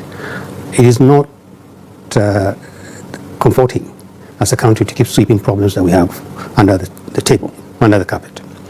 And when you put this development along with concerns about our political process, the existence of insecurity and the absence of what appears to be a sense of emergency adopted by the leadership to address what is secure, what is security and what needs to be done to improve our security. And finally, the clamor that is coming up, the opportunistic tendencies, the need to restructure the country, to revisit our federal system, to do those things that will improve the unity of this country. When you put all these things together at the same time, and you remember that in the next 1 year, this country will be preparing to elect a new leadership, I think that it is time to have the courage enough to say, we Nigerians need to talk. We need to talk about ourselves, we need to talk about our country, we need to talk about our future, and we need to put those difficult questions on the table and talk about them. Clearly, starting with the recent quarrels and arguments we had and we still have about whether it is the appropriate thing for the U.S. to threaten Nigerians with U.S. sanctions and even threats of military activity, and the very discomforting divisions that have arisen as a result of that suggest to us that religion represents a potent and a very delicate, sensitive fault line that we have to look at very carefully again. We cannot change the fact that we're Muslims and Christians. We cannot change the fact that each faith guards its territory very, very carefully. And we can't fault the argument that there are forces and interests that are interested in deepening this divide because it benefits them. What this does is that it makes all of us victims, Christians and Muslims and people who are not Christians and Muslims. If the U.S. has succeeded in doing anything, it is just simply to remind us about how fragile our unity is and what it takes to just simply throw us into panic mode. òun náà lẹ ti gbọ́ lẹ́nu rẹ̀ yẹn ó ní US tó sọ̀rọ̀ ló fi Nàìjíríà sí panic mode àbáwọn olórí yín ló fi yín sí panic mode gbogbo wọn sàn sọ̀rọ̀ wípé àsìkò ti tó kí wọ́n jọ sọ̀rọ̀ papọ̀ ìgbà wo ni àsìkò wà àbí báwo ni ò sásìkò jàre ìgbà wo ni ò sásìkò láti yí ọdún yìí ẹ gbọ́ sọ̀rọ̀ ṣe sọ àwa làwọn ọmọ náà ti tọ́jà rí ẹ fi wọ́n lẹ̀ ń tó mú wọn pẹ́ lẹ́yìn náà rèé tí Nàìjíríà fi dìbò ṣe dà ń tí ò látúnṣe. ẹ káàbọ̀ padà ṣé ẹ wá ní gbogbo àwọn tí ń sọ̀rọ̀ yìí lórí Bọ̀dà Délé lórí Ahmed Bàbá kì í ṣẹ̀bi wọn o they are confused orin Fẹlá làákọ̀ fún wọn confusion break ìbònú òye pa confusion break ìbònú òye pa double wahala for deadi body na the owner of deadi body double wahala for deadi body double wahala fún àwọn tó ní Nàìjíríà.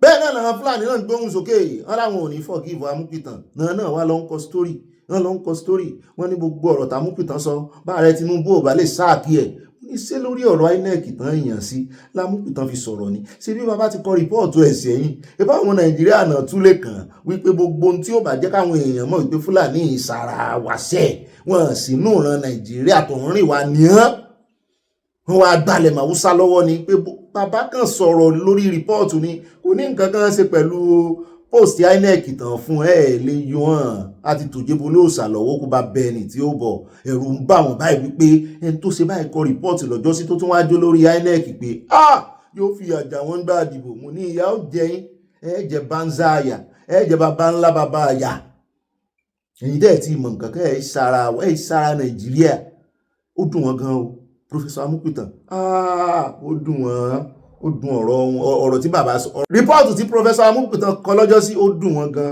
ó dá o ẹjẹ́ kó ń bẹ̀ káwọn gba táìmù jù ẹjẹ́ wá lọ tààràtààrà sínú ìròyìn tí wọ́n mọ̀ tẹ̀lé o ẹjẹ́ adé Ifẹ̀ níbi tá a ti gbọ́ tán sọ wípé àwọn náà ti ẹ̀ fi story síta fúnra wọn Senator Iyọlá Omisore wọ́n ní fún 2026 Omisore pick 50 million APC nomination for money ló bá tán bàbá àgbọn sì sọnù comment section gbódìgbà tán bá demonetize ọ̀rọ̀ òṣèlú Nàìjíríà kò tó lójútùú nígbà tẹ́ bá fi 50 million gba APC kìíní ẹ̀yin gan ń jẹ́ kó yé wa wípé náírà ò lójútùú mọ́ 50 million naira bí kéèyàn kan fẹ́ wá ṣe governorship nílùú tàwa kó wá mọ̀ fi 50 million euro bó ṣe rí náà nù ó ti pọ̀ jù ṣùgbọ́n wọn náà ti gara sórí kìíní wọn náà ti pick up tíkẹ́ẹ̀tì báyìí o wípé àwọn ó jọ wọ ṣòkòtò kan náà ni mo ní ẹ̀rí wọ ṣòkòtò kan náà kò sí tó kàn wá ẹjá wá lọ sọ́dọ̀ ọmọ tí ó fojú Wike gbolẹ̀ làwọn èèyàn náà bá gba orí ẹ̀rọ ayélujára rẹ̀ lọ lòun náà bá kọ bẹ̀ pé military zone keep off only we sacrifice and suffer during training not to be disrespected by civilians who think we don't know our job thanks to Nigeria for the love and motivation better days ahead ó lóun dúpẹ́ lọ́wọ́ yín o àwọn èèyàn kan bu wípé àṣẹ Wike náà ló ń bá wí ó ti rí èèyàn gbèjà rẹ kò yẹ kí wọn náà sọ̀rọ̀ ọmọ ṣùgbọ́n sọ ó ní mílítírì náà fi bí òun omi mílítírì náà fi wẹ òun ológun lòun ó sì máa sọ̀rọ̀ bí ọmọ ológun ní ṣùgbọ́n tún dúpẹ́ lọ́wọ́ ọmọ Nàìjíríà kí wá fílẹ̀ ìkúnlẹ̀ United Nations là ń lọ níbi tí wọ́n ti ganu sí máìkì wọ́n ní UN list Nigeria among 16 hunger hotspot hotspot ìbò ṣé jẹ́ ẹ̀tàn hotspot yín fún mi ẹjọ́ kò ní bọ́ngàdì ibi ò ní pa yín kò ní pè mí náà hotspot fóònù kan náà ń sọ ìtumọ̀ ẹ̀ náà ni wípé ẹmọ̀ tó mọ̀ kí mọ́wùlẹ̀ dáa wọ́n ní lára àwọn tí wọ́n ń fojú wò báyìí tán ń wò pé we are watching you lára àwọn ògbóǹtarìgì orílẹ̀-èdè tí ebi ti ń pa wọ́n ní Nàìjíríà ó jẹ́ kan ń bẹ̀ wọ́n ní wọ́n wá ṣèkìlọ̀ wípé warning global farming threat mo ní ṣe ìṣerú èèyàn tó mú àwọn ọmọ Egypt lọ́jọ́ sí tọ́lọ́ ń lò kan náà ọmọ Israeli tó fi gbà wọ́n lẹ́ Joseph lọ́lọ́ ń lò fún wọn Joseph alala àbí kìí ṣe Joseph ni Joseph náà ni a ti wá ṣe léyìí sí kí láti ṣe wọ́n ní wá wùjọba Nàìjíríà kan mọ̀ propaganda lọ kan mọ̀ láwọn ń ṣe dáadáa wọ́n ń ṣe bẹ́bẹ́ wọ́n ní yóò sojú ọ mo ní bóyá ara ń tán rí tán fi reverse lórí ọ̀rọ̀ 15% lórí importation epo rẹ̀ ẹjá kú ń bẹ́ ẹjá sáré dé jáfẹ́lẹ́ ìkún ẹmọ́ bínú níbi tá a ti bọ́ wọn ní Libya ti deport àwọn ọmọ Nàìjíríà 100 náà deport wá sí Nàìjíríà kí náà ṣe wọ́n ní wọ́n overstay àwọn òfẹ́ kan overstay nílò àwọn mọ́ ó dá mo rò pa ti kókojá lórí gbogbo ẹ̀bá náà kò sí nǹkan míì tá a fi kún mọ́ ẹjá wa lọ sọ́dọ̀ àyá nú abala ẹ̀yọ́ olólùfẹ́ wa abala comment section ó yá àyà pápápá àròjọ mùsùlùkùn omi ò sì ṣe tàǹkòkò.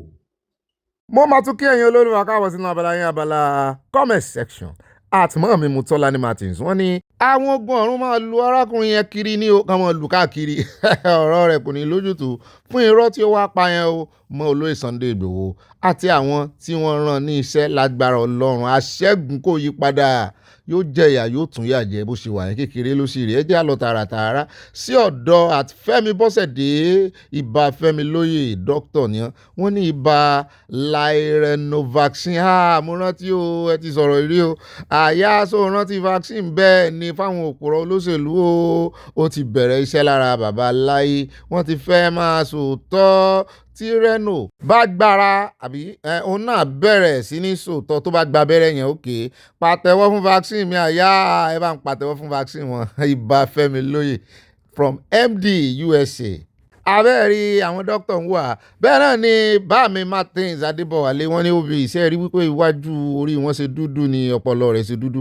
Ó ń dùn bí bàbá wa CSI ṣe sọ wá jí nílẹ̀ Yorùbá ìyá mánìyíkù kan irọ́ ẹyọ kan bò ìyá ẹ̀ pọ̀ tó kù báàmí Martins Adébọ̀wálé ìyá rẹ̀ pọ̀ tó kù mọ́ọ̀mí olórí Sadé lótò mo ti dọ́dọ̀ yín jàre mọ́ọ̀mí Sadé Ìbírónkẹ́ wọn ní General Bobby ẹ̀kú iṣẹ́ takuntakun ayọ̀ ní o ayọ̀ rẹpẹtẹ o ẹ gbà wá lọ́wọ́ Ṣèyí ọmọ Tinubu Gumi àti Ṣèyí jẹ́ ọ̀rẹ́ ìmùlẹ̀ nípa ọ̀rọ̀ agbésùnmọ̀mí bó lẹ́sìn mọ̀kọ́rọ̀ agbésùnmọ̀mí náà ń sọ allegedly ẹ mọ̀ fà allegedly sí àbíkẹ́ fún one receipt ẹ̀ pọ̀rọ̀ agbésùnmọ̀mí náà ń sọ lóòótọ́ yà náà lẹ́nu ṣùgbọ́n lórí ọ̀rọ̀ politics kò sí ní táwọn ní politician yìí ò lè ṣe kò sí ní tán lè ṣe kí ló mú bàbá rẹ̀ mọ́ ogún mìíràn ṣùgbọ́n inú mi ó dùn o bẹ́ẹ̀ rí ẹ̀ bá wà ó gbé ẹ fẹ̀rí ẹ̀ ránṣẹ́ ó yẹ láti mọ̀ pé ọ̀rọ̀ agbésùnmọ̀mí náà sọ wọ́n ní Ṣèyí Tinubu alálẹ̀lẹ̀ Yorùbá kò ní gbà fún ó ní Tinubu fi CSI sílẹ̀ kì í sọ̀daràn Oòduà nation ó going back àyà ìmọ̀dóye eré kábítì wọn tẹ lọ́ọ̀fù sí a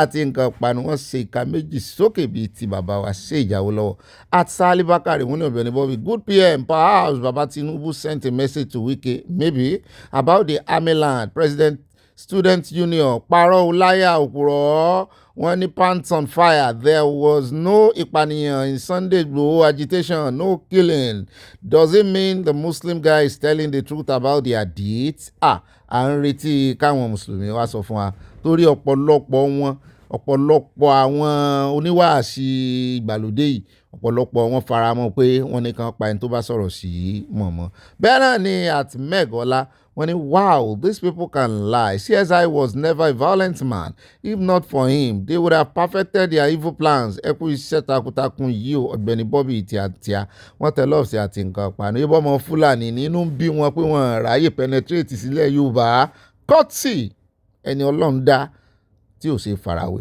Sunday Igboho. Màámi Evelyn Alamu ti lọ́dọ̀ ìwọ́n ní Ọ̀gbẹ́ni Bobby èyí tí ẹ wíyàn àárọ̀ mọ́ ó ti rí bẹ́ẹ̀ lórúkọ Jésù àfáà tó ń sọ̀rọ̀ yìí ó pònú sa ìwónú wọn 12 mú wá lánàá ṣé tẹ́lẹ̀ tá a fi ṣe ń bára yìí àbí tẹ́lẹ̀ tó wà lábala lérèfé.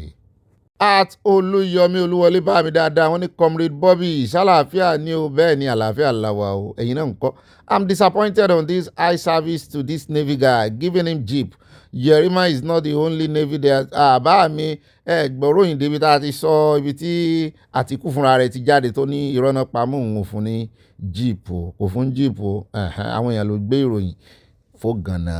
Bẹ́ẹ̀ náà ni wọ́n ní Yorùbá nation going back Rotorian Olúwọlé Olúyọmí Eastern Texas wọ́n tẹ love sí àti nǹkan panu. Bẹ́ẹ̀ náà ni Mohammed Esther tó sànyà wọ́n ní gbogbo àwọn tí wọ́n ń ba Sunday Igboho jẹ́ Ọlọ́run tí ó dá ọ̀run ayé Ọlọ́run á dìde á jà fún Sunday Igboho torí bó bá jà fún ó jà fáwa náà nù wọn yóò rí ìbínú Ọlọ́run o Ọlọ́run á máa fún yín ṣe Mr Bobby kó mọ bá wa ṣe ni Mohammed àti kó nípele kó mọ fún wa ṣe kó mọ bá wa ṣe àwa ti yọ̀lẹ́ sọ́lọ́run lọ́rùn mo rí nǹkan ìpanu tẹ́ ẹ fi ránṣẹ́ mo rí popcorn náà yọ yẹn kò ní yẹ ẹ̀lẹ́ ẹ̀yà lọ tààràtààrà sọ́dọ̀ Mohammed Lújẹ̀ṣà wọ́n ní Ọ̀gbẹ́ni Bobby rí arúnrún ibà oníròyìn àlàáfíà ibà pàkà ẹ̀ka alẹ́ wọn bú sẹ́rìn ayọ̀ mọ́mí ẹ̀ka alẹ́ o wọ́n ní gbogbo ilé ń kọ́ ògbó ilé wà o wọ́n ní ẹ lè kúùlù fún àfa ìkà yìí òtítọ́ ni Dixon kàn máa pa wọn ni àmì sí gbogbo àdúrà tí wọ́n gbà fún gbogbo ní ilé aláyọ̀ yìí wọ́n tẹ love sí from Dallas Texas Oòduà nation no going back. àtọmọtayọ akínúsì wọ́n ní òbí ẹkú iṣẹ́ ọlọ́wọ́n ìlú Ọlọ́run kù iṣẹ́ rẹ̀ ò pònú aláìbàjẹ́ ní ọkùnrin ọmọ ẹrú tí ọkùnrin yan mìíràn interview ọmọ àlè yẹn kò ní bẹ́sù ẹ̀ fún un. at Joseph Oyèkánmi wọ́n ní Ọ̀gbẹ́ni Bobby ẹ má ṣe dá bàbá òkè yìí lẹ́bi yẹn bàbá Wálé Òkè bí a bá wádìí bàbá yìí dáradára ẹ ó rí wípé ìdílé mùsùlùmí ni wọ́n ti jáde kò tiẹ̀ kàn yẹn náà wọ́n lè torí ìyẹn wá mọ́ sọ ohun tó ń sọ yẹn. ara ìdí nìyí tí ọ̀pọ̀lọpọ̀ kò fẹ́ràn láti máa lọ sí church from Indianapolis USA ò tọ́lẹ̀ sọ bẹ́ẹ̀ ni o torí àwọn church leaders wọ́n ti fèèlì wa wọ́n fèèlì ọmọ Nàìjíríà gan-an ṣùgbọ́n ẹ bá rí àwọn onígọ̀lúgọ̀lú náà mi ìmọ̀ kán máa pa àwọn èèyàn yín ara yín níbòmíì kẹ́ mọ́ lè gbèjà wọn. ẹ jẹ́ á lọ tààràtààrà sọ́dọ̀ ọmọ mi Josephine Aláwìyé wọn ní òbí àtàyà mo fi tọkàntọkàn mo fi ń ṣàdúrà fún yín lágbára ẹlẹ́dàá ìlọsíwájú yóò máa jẹ́ tiyín àmì ìròyìn àsìkò yìí jẹ́ ìfọkànbalẹ̀ fún àwa màmá àgbàlagbà ọjọ́ alẹ́ yín yóò dalẹ̀ àṣẹ o ọlọ́run yóò fi ayọ̀ ṣe ti Sunday Ìgbòho fún ìdásílẹ̀ ayọ̀ àti òtítọ́ àmì Oòduà nation of going back soonest wọ́n tẹ̀lé ọ̀sẹ̀ àti nǹkan panu from London. God bless Aya and Obi and Mama wa Joseph Aláwìyé and everybody. bẹ́ẹ̀ náà ni mọ́mí Olúṣọlá Adébáyọ̀ wọ́n ní ìgbẹ̀yìn wíkèrè o Nance acclaimed president sì máa jẹgba dáadáa ní ẹ̀wọ̀n lẹ́ẹ̀kan sí ṣùgbọ́n ìsọkúsọ tó ń sọ lórí CSI ẹlẹ́dàá Ìgbòho yóò bàjá ẹlẹ́dàá gbogbo wa ni yóò bàjá ìpín Saidi àbí ìpín àìṣẹ̀ ni ó pa lárùkà òkè typing ló yìí ìpín àìṣẹ̀ ni ó pa lárùkà love you and àyájáde I love you too mọ́mi at Tóyìn Adéoyè mọ́mi dáadáa wọ́n ní ibà àbòsí grammar àwọn ìbejì kan àbòsí yìí náà ní nǹkan ò we dey gbádùn your ìròyìn tó gbá ski we too ready to listen to the àbòsí jàre because it's original one. Thanks for letting us know what is going on in our fuller Nigeria abẹ́ẹ̀rí corruption and lawlessness country. Àwọn olóṣèlú rádaràdaràdaràdà ìbá Ganusi Kunduzi fún yín o we can't love you less carry go bro wọ́n tell us ya àti nǹkan panu. At màámi wọ́n ní ibà àyà pé ibà fi pàkà hàn mí ló Christine wà lórúkọ yẹn ibà òmìnira ti dé tán àyájọ́ ọba mi kọrin yìí fún àwa ìdílé aláyọ̀ yìí fún ìdánilójú pé bàbá tó ṣe ìlérí yóò mú ìlérí ṣẹ yóò sì mú wa dé ilẹ̀ òmìnira Oòduà nation wa kí a má bẹ̀rù ká má fòyà. Jésù ní Balógun ọkọ ẹ má ṣe jẹ́ ká fòyà ẹ má ṣe bẹ̀rù rárá ẹ kún fún ayọ̀ nítorí Jésù lọ́gá ọkọ̀ bó ti wù kí jìnnà létò ẹ̀ tí ń gbé mi wọnú ẹ̀mí o yóò mú ọkọ̀ wa gúnlẹ̀. bẹ́ẹ̀ náà ni wọ́n mi ti gbé mi wọnú ẹ̀mí padà Bobby wọ́n ní àtìmọ́ríàmọ̀ onífàdé mọ́ mi ní Ọ̀gbẹ́ni Bobby ọlọ́run á bá wa fún yín ní ẹ̀mí gígùn àtàlàáfíà ara àmì àṣẹ Èdùmàrè àti gbogbo ilé aláyọ̀ yìí pátápátá ẹ ṣàmì. Gúnmi àti ọmọ rẹ̀ tó gba oyè nínú ológun ìbànújẹ́ tí Gúnmi dá sílẹ̀ nínú inú ilé ọ̀pọ̀lọpọ̀ ọmọ Nàìjíríà yóò kàn òun náà tọmọtọmọ àṣẹ torí ọmọ àwọn kan náà ń pa ọmọ tí ẹni fún lóye òun ní dírẹ́sì ní gẹ̀rẹ́sì ó dáa yóò kàn bẹ́ẹ̀ sì sọ àṣẹ́gun kò yí padà Jésù Olúwa wa àmín. ẹjẹ́ àdọ́dọ̀ àtìlámídì bá mi ní ọmọ Yorùbá Oòduà no going back Yorùbá nation now ọba ìjòyè olóṣèlú ilẹ̀ Yorùbá Nàìjíríà ilẹ̀ Oòduà ni yóò jọ ẹ̀yìn gbogbo ọ̀tá ọmọ Yorùbá àmín. At Joel Balogun only 210 trillion naira was missing in Nigeria's NNPC, but no one is arrested yet. That is incredibly pathetic. Sọ púpọ̀ lórí ẹ̀ lónìí ẹ wo bí $1,000 ti ẹ̀ pọ̀ jù €100 sọnù lọ́wọ́ nínú ilé yìí ọ̀sẹ̀ ń bó ni ó ṣe ó dà sọnù rẹ̀. ẹjẹ́ àdọ́dọ̀ mọ́ ìmútọ́lá ní Martins wọ́n ní ẹni tí a gbàgbọ́ wípé ìyànjẹ ni wọ́n ṣe fún un nígbà yẹn rántí mọ́ mi tá à ń pọ́n ọ̀rọ̀ yẹn lé afẹ́mọ́ ṣẹ̀tánú ṣe yìí lórí ọ̀rọ̀ yẹn ni o láì mọ̀ wípé ẹni ègbé ni kò ní bọ́ lọ́wọ́ lílù ó ti fi ọ̀rọ̀ yẹn kó bá Kanu bẹ́ẹ̀ náà ni ẹjẹ́ á lọ sọ́dọ̀ ọmọ mi Florence Tosh wọ́n ní Ọ̀gbẹ́ni Bobby mi inú ń bí mi gan-an fún ọ̀rọ̀ àlùfàǹsá tó sọ sí olóyè Májàsọ́lá orí ẹ̀ burú lọ́rùn ẹ̀ kò ní kúure síbi aṣọ rẹ̀ wá àṣẹ. Mọ́mí Sọlá Odúmọ̀ṣù ẹ̀náwó Odúmọ̀ṣù wọ́n ní these people don't know what they are talking about. Kò sẹ́ni tó ń kógun bọ̀ wá Nàìjíríà àwọn ará bí kò ní ìmọ̀ rárá wọ́n nímọ̀ ebi kan náà àwọn kinní náà sọ àwọn òṣèré wọ́n yẹn ti dàbí àwọn ẹ̀mú ní ẹ̀wọ̀ ọ̀rọ̀ ẹyẹ lẹ́nu mọ̀mọ́ yẹn wọ́n nímọ̀ àbòsí náà ń ṣe ìkà ó wà nù wọn. bẹ́ẹ̀ náà ni ẹja dọ́dọ̀ ọmọ mi Esther Sosanya àwọn Ọ̀gbẹ́ni Bobby kú iṣẹ́ Ọlọ́run ní ṣiṣẹ́ rẹ̀ Ọlọ́run á máa fún yín ṣe kó mọ̀ bá wa ṣe ni mọ́ mi o. olóyè burúkú ọkùnrin tó ń sọ̀rọ̀ nípa Kanu àti Ìgbòho ara rẹ̀ kò yá ni o mọ ibi tí ó ti rí Ìgbòho pẹ̀lú wàhálà èmi ò mọ̀ bẹ́ẹ̀ Ọlọ́run á jẹ́ níyà ayérayé àṣẹ. at Mọ́ríàmù onífàdé wọn ní kí bàbá Tinubu àfírí olóyè Sunday Ìgbòho kì í ṣe ọ̀daràn o. bá mi Kẹ́hìndé ó ṣe ní sálámù ọmọ wo lódò ọba original wọ́n ní nǹkan tí eléré ibú ìsọjáde ní ẹnu sí bàbá wa olóyè Sunday Adéyẹmọ Ìgbòho ṣá ó yẹ kí gbogbo ilẹ̀ Yorùbá jáde sí tán pátápátá ni o gbogbo ilẹ̀ Yorùbá ó sì wá jáde àìmọye ọ̀tá Sunday Ìgbòho ńlẹ̀ Yorùbá náà bá mi ṣe ti gbàgbé ní àwọn tí ń jowú ẹyà lọ́dọ̀ atfasad Garba wọ́n ní ibà kọ̀ǹfàmù ẹ̀mọ́ mi yọ yìí ẹ̀yìn ẹ̀kújọ́ mẹ́ta o kó tó sẹ̀ǹdẹ̀ akú ètò ọlọ́run a máa bá wa ṣe àmì Paul àbòsí èmi náà ya fọ́tò ayọ̀ aláyọ̀ lónìí o ire o bẹ́ẹ̀ ni bá ti wọn ìyànú ẹ̀ ní bá wọn dá sí fọ́tò ìbànújẹ́. Mọ́ọ̀mí Josephine Aláwìyé wọ́n ní Wike needs to visit anger management consultant due to his position but in Nigeria such are not available. Mọ́ọ̀mí Jẹ́mílà Àgbájé àti dọ́dọ̀ yìí wọ́n ní Sunday Igboho is not a criminal and is not a terrorist. Mọ́ọ̀mí Dorcas Kazeem wọ́n ní ẹkú ìrọ̀lẹ́ lórí ìkànnì yóò kí ló dé gan-an táwọn àgbààgbà wọ̀nyí kò lè sọ òtítọ́ lórí insecurity mo like bẹ́ẹ̀ ṣe kọ́ ohun tó ń lọ lọ́wọ́lọ́wọ́ yìí ó ga o Oòduà nation no going back ire o Trump à ń retí rẹ o wọ́n tẹ love sí a. Mọ́ọ̀mí Ayọ̀ Kọ́pà wọ́n ní Mr. Seun Kuti there is what we call code of conduct in every formal organization which guide everyone. For this reason the office will have to comport himself. Mọ́ọ̀mí Tóyìn Adéoyè wọ́n ní ẹkú ètò Ọ̀gbẹ́ni Bobby Ọlọ́run nítorí bá kéde ìròyìn fún Yorùbá Nation káfàtà Yorùbá Nation no going back àyà ń kọ́ ń bẹ̀ ń bọ̀ o ó wà ń bí wọ́n ní ibà gbé wa lébẹ̀ ibà rìpọ̀tẹ́lì àlejẹ́lé arákùnrin olójú dúdú yìí lérí ibú Fúlàní ní Owerri ní orúkọ rẹ̀ o níbo ni CSI ti wà violent nínú gbogbo ìwọ́de alálàáfíà fún tí wọ́n ń ṣe wàláì orí máa yìí ti gbálẹ̀ Yorùbá Nation going back wọ́n tẹ lọ́ọ̀sì àti nǹkan panu ta ló kàn mọ́ọ̀mí Anna Adébóyè ni wọ́n ní Ọ̀gbẹ́ni Bobby mi ní tòótọ́ mọ̀ Darlington Nigerian student leader àbí oyè wèrè wo ni wọ́n jẹ́ o wọ́n ní ó máa gbádùn Kanu tó ń jà fún Biafra is not for Nigeria máa wọn ní wèrè ni Oòduà nation yàrá kan wọ́n tẹ lọ́ọ̀sì àti nǹkan panu. àtọmọlẹ́wà Adésọlá mọ́ọ̀mí yọ yẹ kò ní yẹ ẹ lẹ́ o wọ́n ní this man talking like this about Ìgbòho kò ní kú rẹ o alálẹ̀ ilẹ̀ Yorùbá ló máa pa nance president òfò ní Wike ti tẹ́ káàkiri àgbáyé o ẹ̀ka alẹ́jàre ibà ganu sí àtàyà wọ́n tẹ lọ́ọ̀sì a lọ́pọ̀lọpọ̀ Oòduà nation no going back. mọ́ọ̀mí mo jíṣẹ́ yín o ní tààràtààrà ẹ já lọ sí ọ̀dọ̀ at Vikayo Victor bá mi ní Ọ̀gbẹ́ni Bobby with regard and respect.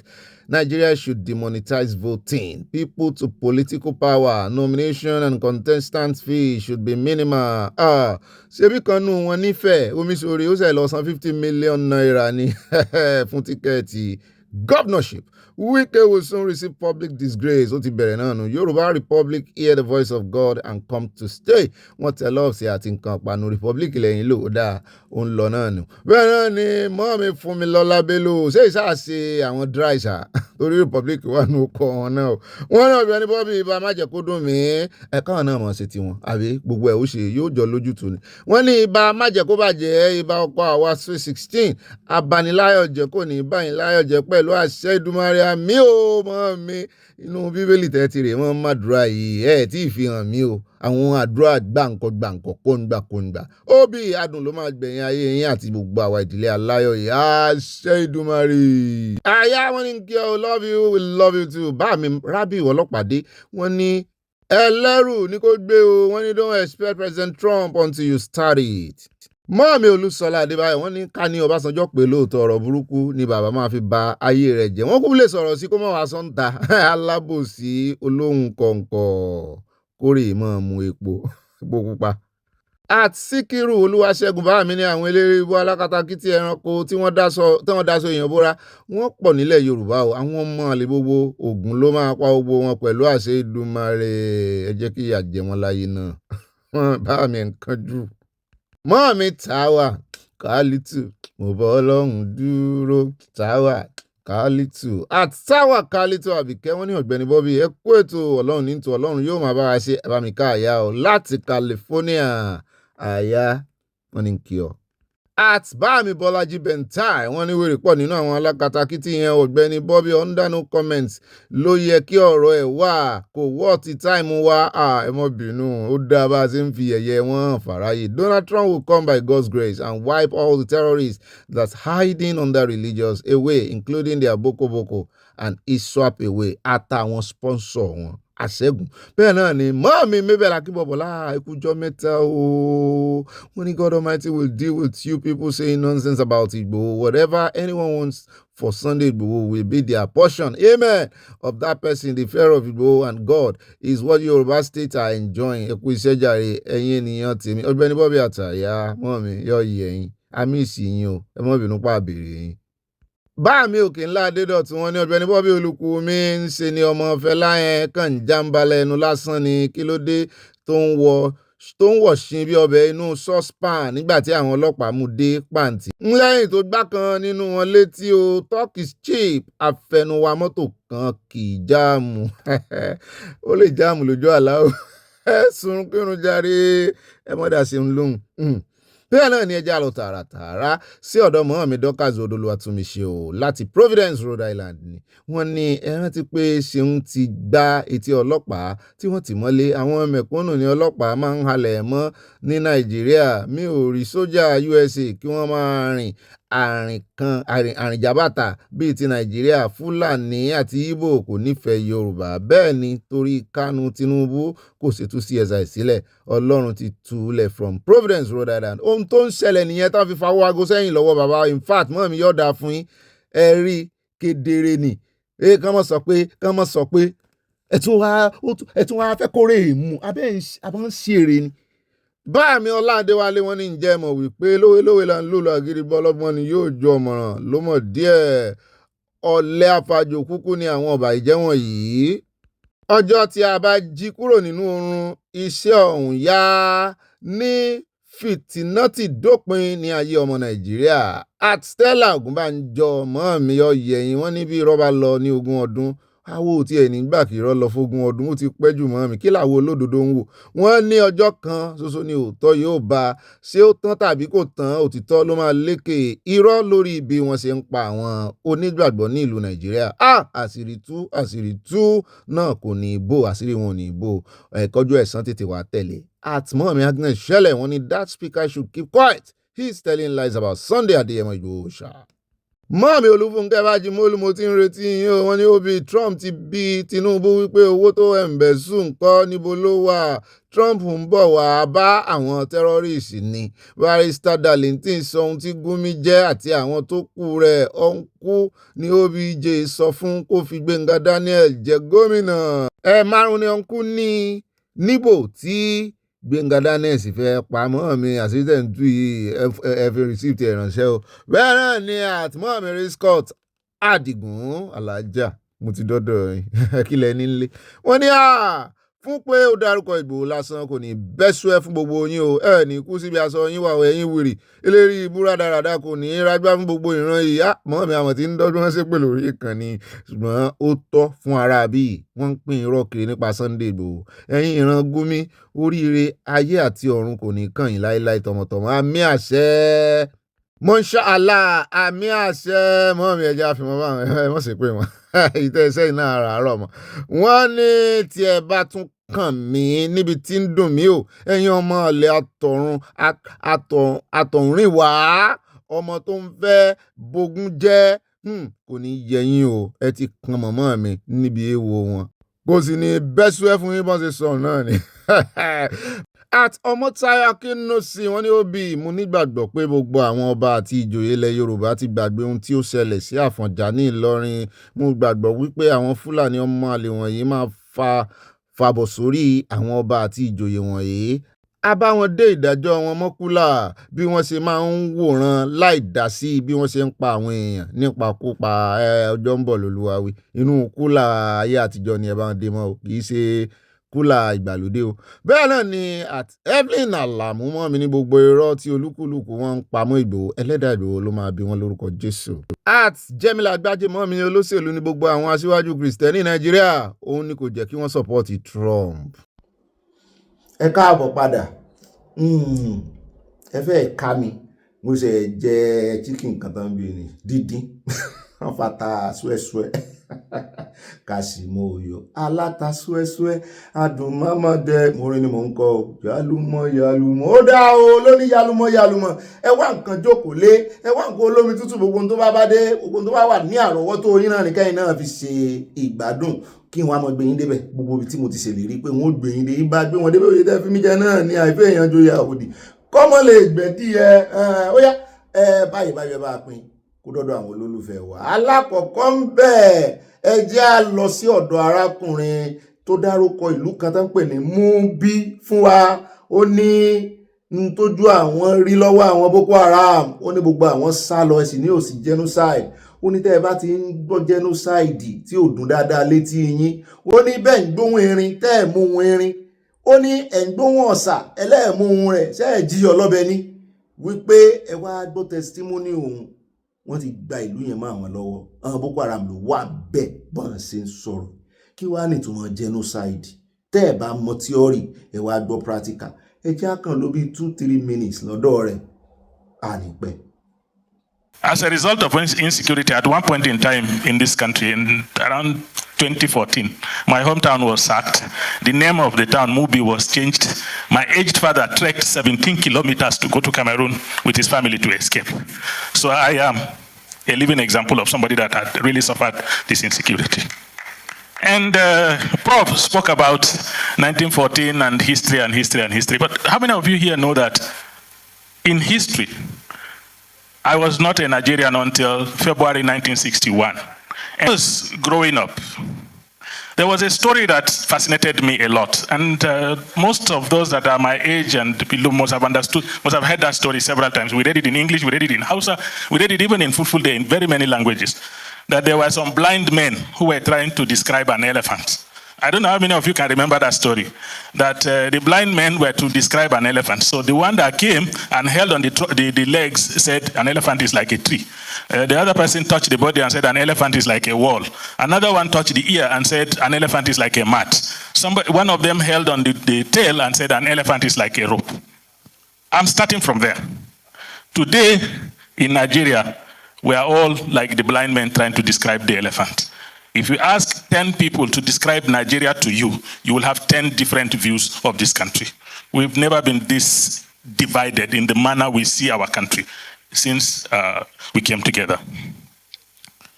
But we're talking about democracy. And we have had the longest period of unbroken democratic rule in Nigeria. Unfortunately, we are making one mistake, which young people must understand. You know, if Professor Denta is telling you to rise up and recalibrate your country, you must understand that there is something that is going wrong with this democratic system we are operating.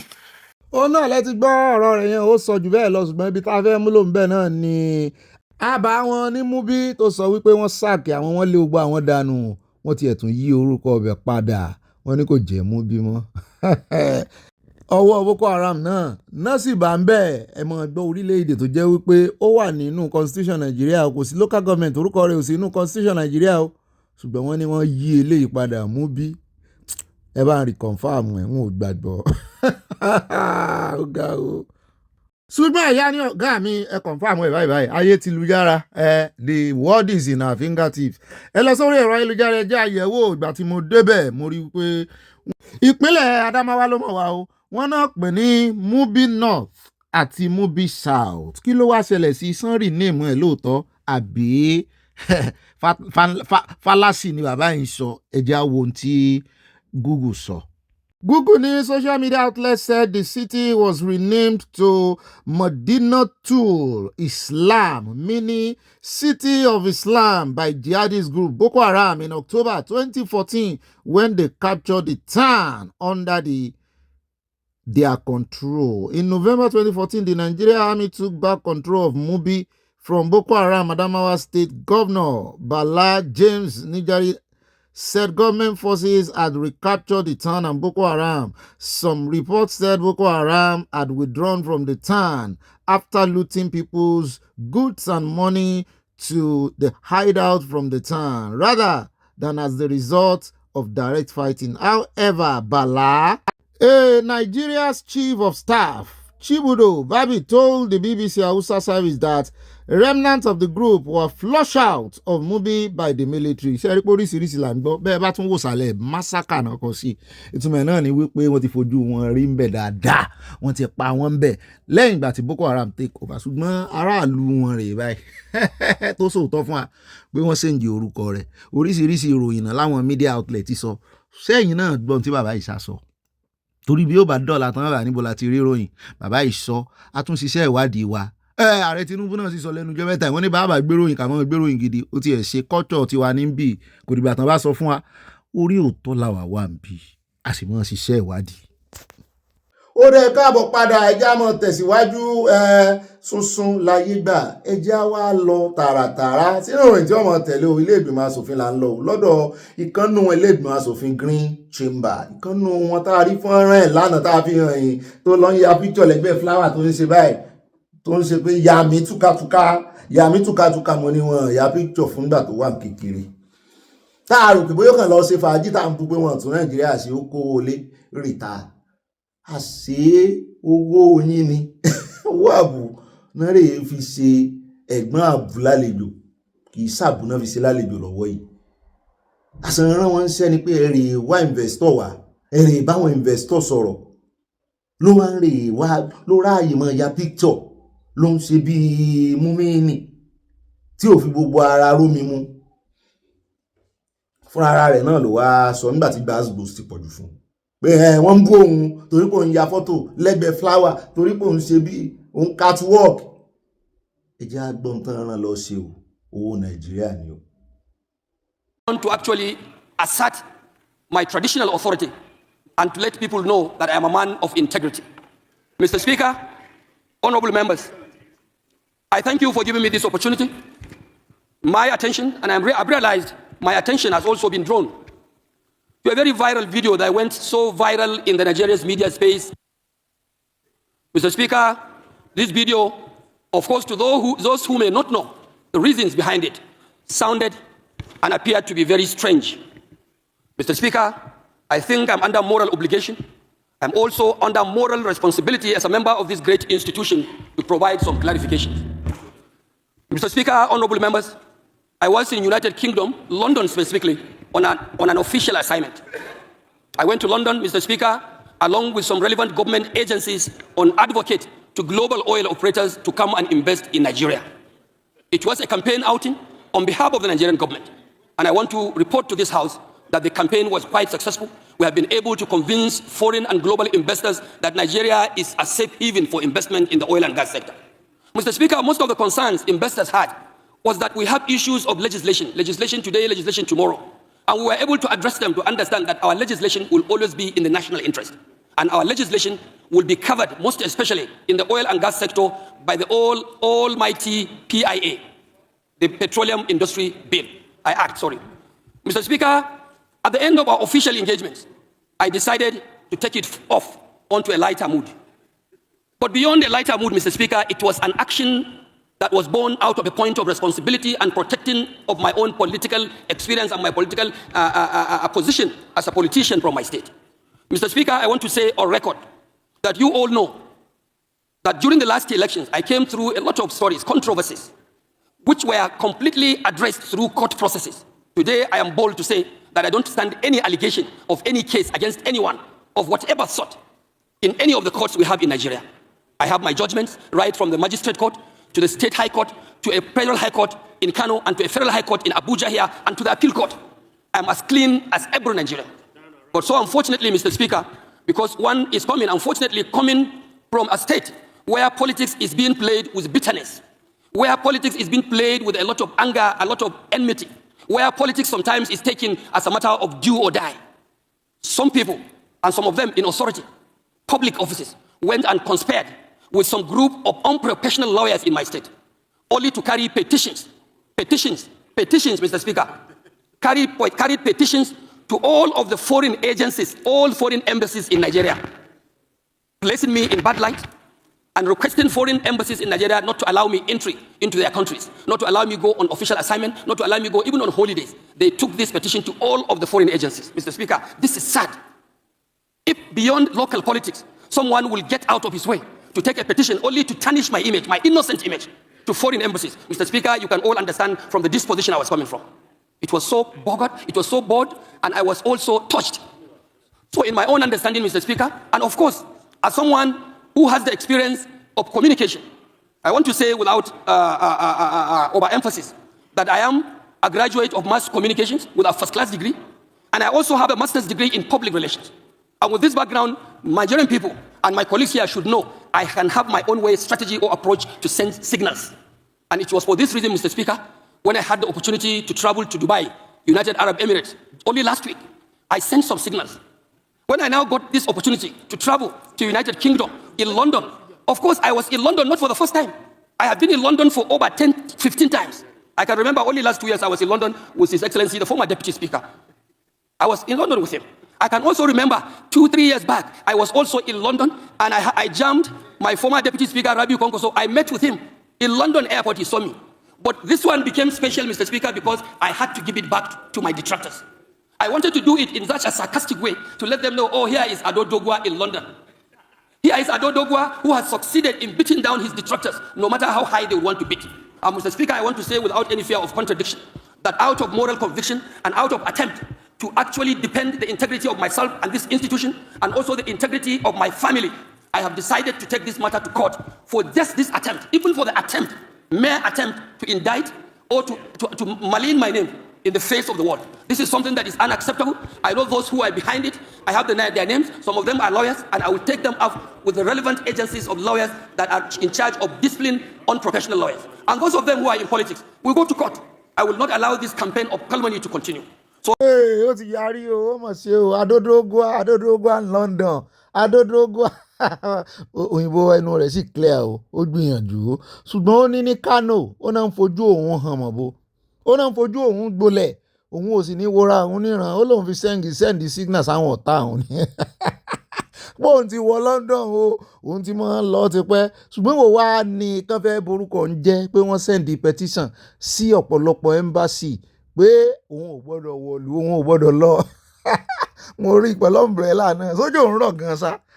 Adódógwa, orúkọ náà máa ń ro ni, àpèjẹ á máa ń ròyàn, ó yarí tán fún ọ̀tá rẹ̀, ó lóun fẹ́ sóò ni, pé wọ́n rí òun wò bí ìran kí ni sóò rẹ̀, sóò ní Adódógwa sọ àwọn ọ̀tá rẹ̀ o. Ṣùgbọ́n Adódógwa ti bínú tán lóun ó lọ ilé ẹjọ́, gbogbo ẹni tó bá mọ̀ tó wà lẹ́yìn ìṣòro rẹ̀ kó gbé wọn lọ ilé ẹjọ́, n tó kan àwọn nù, ebi ń pọ̀ ọmọ Nàìjíríà, ìyà ń jẹ wọ́n. Ṣé wá rí wípé sanction or no sanction tí ìjọba Amẹ́ríkà tàbí UK tàbí lóyìnbó kankan bá gbé sanction lòdì sí wọn, wọ́n mọ̀ bẹ̀rù ni.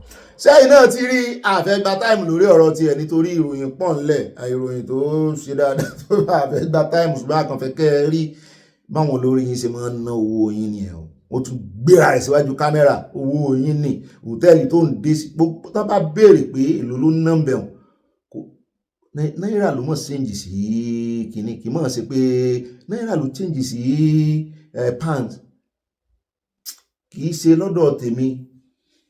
Pẹ̀lú hòtẹ́ẹ̀lì tó dé sí yẹn, pẹ̀lú bí ìmọ̀ye ọjọ́ tó lò, mọ̀jà sọ̀tàmù, ṣùgbọ́n yóò ná owó. Ó yá níbà ìjà sún síwájú, ẹjẹ́ lọ tààràtààrà sí Ẹdó, ọ̀dọ̀ ọba tó pààyè, ọba tó kẹ́ láyé nù, àbí ṣé kẹ́ pẹ́ láyé ni. Ẹjẹ́ lọ sọ́dọ̀ ọba níbi tó ti sọ wípé ẹ mọ́ bú àwọn jù, ẹ mọ́ castigate àwọn, ẹ mọ́ crucify àwọn, nítorí àwọn ní káwọn boys rè lé àwọn ambassador Europe, Germany jáde kúrò ní museum àwọn, pé wọ́n ń fọwọ́ ọlá gbá wọn lójú ni, pé wọ́n ń fojú àwọn ọmọ àwọn gbolẹ̀ ńlú èbò, wọ́n fojú àwọn baba ńlá baba àwọn gbolẹ̀, ẹ tún wá fẹ́ fojú àwọn gbolẹ̀ pé àwọn ò gọmọ, àwọn ti gbọ́mọ yín lọ́wọ́. Iṣẹ́ gọ̀lẹ́ fi ń lẹ̀ ń pa wọn ni, pé ṣé ẹ fẹ́ kán colonize àwọn lẹ́lẹ́ẹ̀kejì ní ẹ̀yin ọmọ Nàìjíríà tẹ́ ń bọ́ àwọn ìwọ Bobby náà ó sọ̀rọ̀ sáwọn pé ẹ ṣe kó jàǹdùkú lọ́bẹ̀, pé iná la fi wé, pé ṣé wò gbọ́ orin brọ́dà rẹ ni, pé wèrè la fi ń wo wèrè, mo ní ọba ẹ̀ kọrin wèrè la fi, ọba ò kọrin wèrè la fi ń wo wèrè, a kàn fi ń gbé yín débẹ̀ ni, ẹ bá ń tẹ̀sí ilé agbára ìjẹ́ àgbọ̀n tó bá sọ, kẹ́ ẹ tó ní Bobby òun parọ́ fún àwọn ọba òkọrin táyé kọ́rẹ́ǹsì o, nù ọkàn wọn náà ti kọ́. Scandinavia. Let me just quickly, you mentioned MOA and things like that. I'm not too sure how much you know about this. story. But our dear governor told me that he played the video for you to see, that you have seen the former governor, what he said in the video. Is that correct, isn't it? You've seen the video. That video says it all. That video says it all. I don't have much to say now. I really look forward to receiving you again in different circumstances. I should say maybe happier circumstances.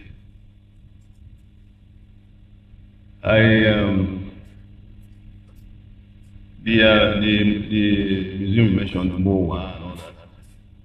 I'm sure if you tell your people, your officers, cultural officers in charge of culture and so on and so forth, they will research, they will tell you.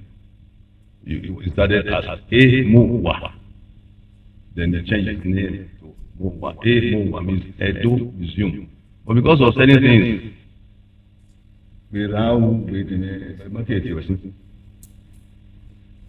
but because of certain things that were happening, I'm sure you want to do your research about the former governor. You are ambassadors, you are embassies, you have people that can research for you. You even have security people in your embassies, I'm sure. I had. So when I needed to find out some things, I could find out anything for my country. And I'm sure you can too. But I'm surprised that the Germans, the way they have gone about all these things, because they came here, a delegation of Germans came here, and we told them, please, I will plead with you, Madam Ambassador, go get the video of the visit of your predecessor. The German delegation, and there were quite many that came here. And I told them everything, so I don't think there's much to start repeating again. I think this is like an SOS. I'm sure you know what SOS means. It's an SOS that we have, the palace. They dealt with my forefathers, my ancestors in 1897, the British. In 1897, you will know the story. Again, it's like history repeating itself or wanting to repeat itself. It's not fair. It's not fair at all. My father and I, please, I think maybe they will give you the speech I delivered in governor's office. That day. Everything is also in there. Study it. You will know the order and the story. From the video, it's clear that the governor of basically came over, they collected money from donors, international donors, the Germans, and to build the Benin Royal Museum. Why change it? Later it was changed to a different name. It was just a different name and different structure and different. They brought me, they quietly brought me a document to sign. Sign away, mortgage my rights to sign approval for what they want to set up with Legacy Trust, Legacy Restoration Trust, to take over all the universes. I said, I cannot sign that. That's we see many documents, we have seen many documents in our lives. I cannot sign such a document. Then he got angry. He was always angry. That governor was always angry. He would come to you nicely, maybe, but he was always angry with my people. Please. He was always angry with the palace, with my people. He was known to be demolishing houses, oppressing people. I even mentioned it in my speech without fear of anybody, that he was an oppressor. But the Germans, you know how Hitler was in your country. So one could even liken him to almost like a Hitler of the Benin Kingdom. He was oppressing everybody. ẹ wo ẹ kọ́kọ́ bá ń gbé kùndùsì fún ọba ìjáde pé kò tiẹ̀ bẹ̀rù èèyàn kankan àtolóṣèlú o àtẹlẹ́yìn tí òṣèlú ọlọ́jẹ̀lú former governor wọn ló ń bá wí yẹn wípé oppressor ni ọba mélòó ló lè sọ̀rọ̀ ẹ̀ lẹ́yìn ilẹ̀ Yorùbá ẹ jẹ́ káwọn ọba yìí dìde ajá kúrò lórí pé bóyá ọba tiẹ̀ kó jàǹdùkú lọ ẹ wò kì í ṣèjọ́ àwọn òyìnbó yẹn ló ṣe ń sọ fún wọn ẹ ti fojú àwọn baba ńlá wa hàn èèmọ̀ ẹ jí oríṣiríṣi nǹkan lọ́dọ̀ wa wọ́n ṣe jí kan ní France lẹ́nujọ́ mẹ́ta yìí ni kì í sì ṣe dúdú lójì ara yín náà ni ṣùgbọ́n ẹ̀yin gangan lẹ wọ́n ń jí nǹkan wa kí ló wá dé tẹ̀sán fẹ́ máa fọwọ́ lálẹ́ fóun ní kingdom òun ẹ lè lo former governor ẹ lè lo ọmọ ìlú nǹkan kan lòdì sóhun ibi tẹ́ ti mọ̀ pé àwọn aráàlú rẹ̀ wọ́n nífẹ̀ẹ́ rẹ̀ àwọn aráàlú rẹ̀ ọwọ́ wọn ló ti rí agbára tí ń lò tí fi ń sọ̀rọ̀ yìí ẹ rí ọ̀pẹ bologan tó kúnlẹ̀ wájú rẹ̀ ni ṣé bí ìgbésẹ̀ tí Sunday Igboho gbére dá àwọn ààfin yìí tó ń fojú kọ̀rọ̀kọ̀rọ̀ wò ṣé bí ìgbésẹ̀ yìí ni kó tó wá di pé gbogbo ọba aláyé olórí ọba aláyé ilẹ̀ Yorùbá ṣe wá rè ń bẹ àwọn gómìnà lẹ́kọ̀ọ́ wípé ẹjọ́ ẹ mọ̀ fi wá sábẹ́ àwọn chairman local government tí so yẹ ọ̀rọ̀ ẹ̀ dùn mí gan ọ̀rọ̀ tá láàfin rè sọ ń bẹ̀ wọ́n ẹ rè mọ́ abẹ olóṣèlú táwọn ọmọ yín sì ní fẹ́ gbèjà yín fẹ́ dúró tì yín ọ̀dọ̀ agbára tẹ́ ẹ sì fi ń jọba ọwọ́ àwọn èèyàn ló wà àwọn olóṣèlú tí wọ́n ti hijack àwọn èèyàn mọ́ yín lọ́wọ́ 500 ṣùgbọ́n tẹ́yìn bá nífẹ̀ẹ́ àwọn èèyàn yín tẹ́ ẹ sọ̀rọ̀ fún wọn kò sọ̀rọ̀ tó bá ẹ sọ fáwọn aráàlú rẹ̀ tán ní gbọ́ kò sí Ifẹ̀ ló sì ti ṣẹ̀wà kan náà ọmọ Oòduà ni kí ló wáá dé táwọn ẹ̀gbọ́n rẹ̀ nílẹ̀ Yorùbá tán jọba táwọn lè padà sórí agbára tó yẹ pa àfìgbàtàn bá ró lóṣèlú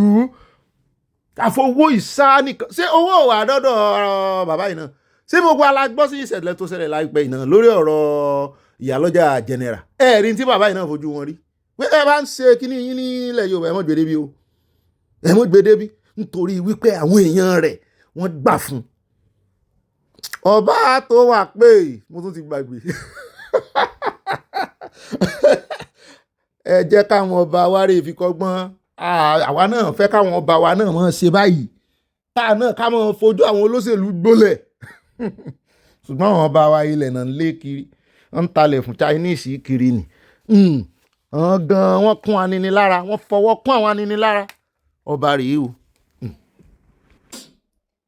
ó rẹ̀ káàbọ̀ padà sọ́ba òkọrin sọ́kọrin àbọ̀ òkọrin ẹ̀hún nígbà kan wá colonize àwọn lẹ́lẹ́kejì náà fi wèrè pọ́ọ̀tì ẹ̀ àwọn ọmọ tán sì kó ta àwọn ọmọ líle wèrè náà fi wo wèrè wọn o òyìnbó náà sì rèé wọ́n mọ̀ jẹ́ntù náà fi wọlé sí ọ lára ni ó dá o sódùn mọ́ yín káwọn ọba ilẹ̀ Yorùbá náà wọ́n ṣe bẹ́ẹ̀ wọ́n máa disappoint yín torí ńgbà míì tá a bá ń béèrè nǹkan tá à ń tọrọ nǹkan lọ́wọ́ Ọlọ́run tọ́lọ́run bá gbàdúrà wa a máa ṣe mistake a máa fẹ́ tún yí àdúrà yẹn dànù torí àwa náà ti blame wọn jàǹdùkú yẹn làwa rí ló bò á lójú ṣùgbọ́n wọ́n ní lábẹ́lẹ̀ wọ́n ní ọba correct.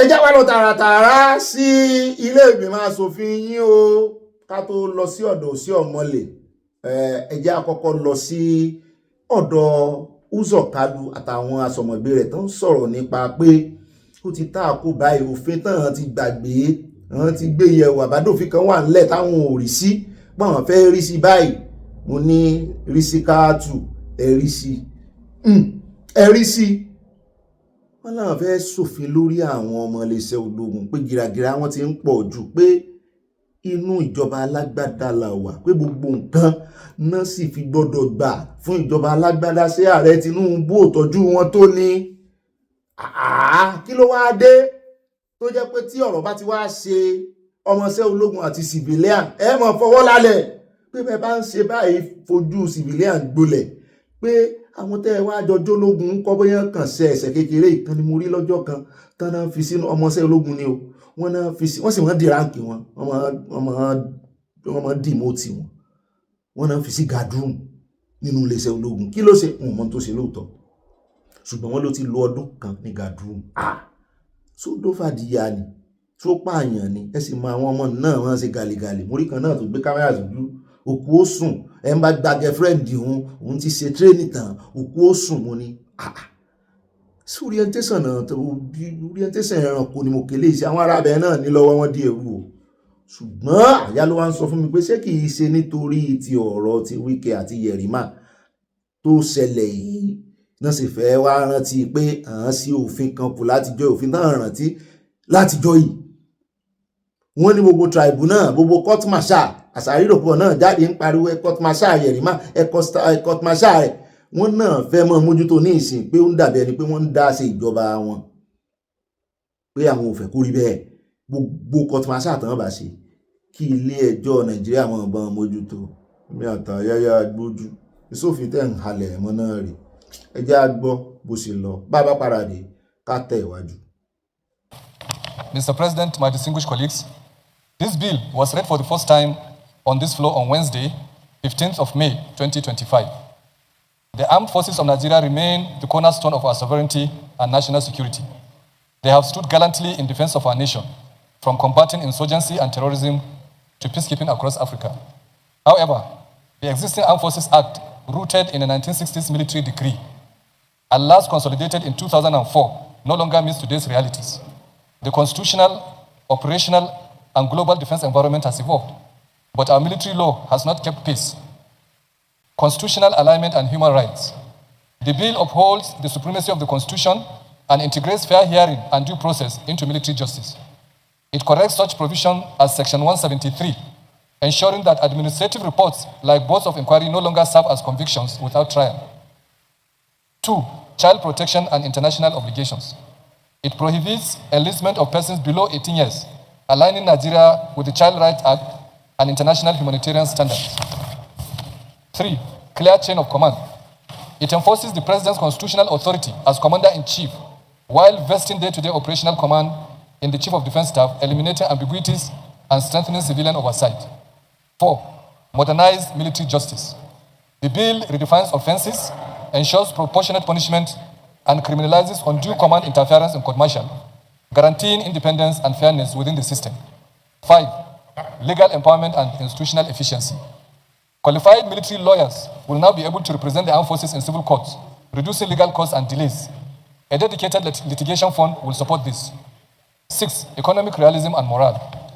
Outdated fines like 200 naira or 500 naira are replaced with percentage-based penalties tied to salary levels. The bill also extends protections and rights to non-commissioned officers to boost morale and fairness.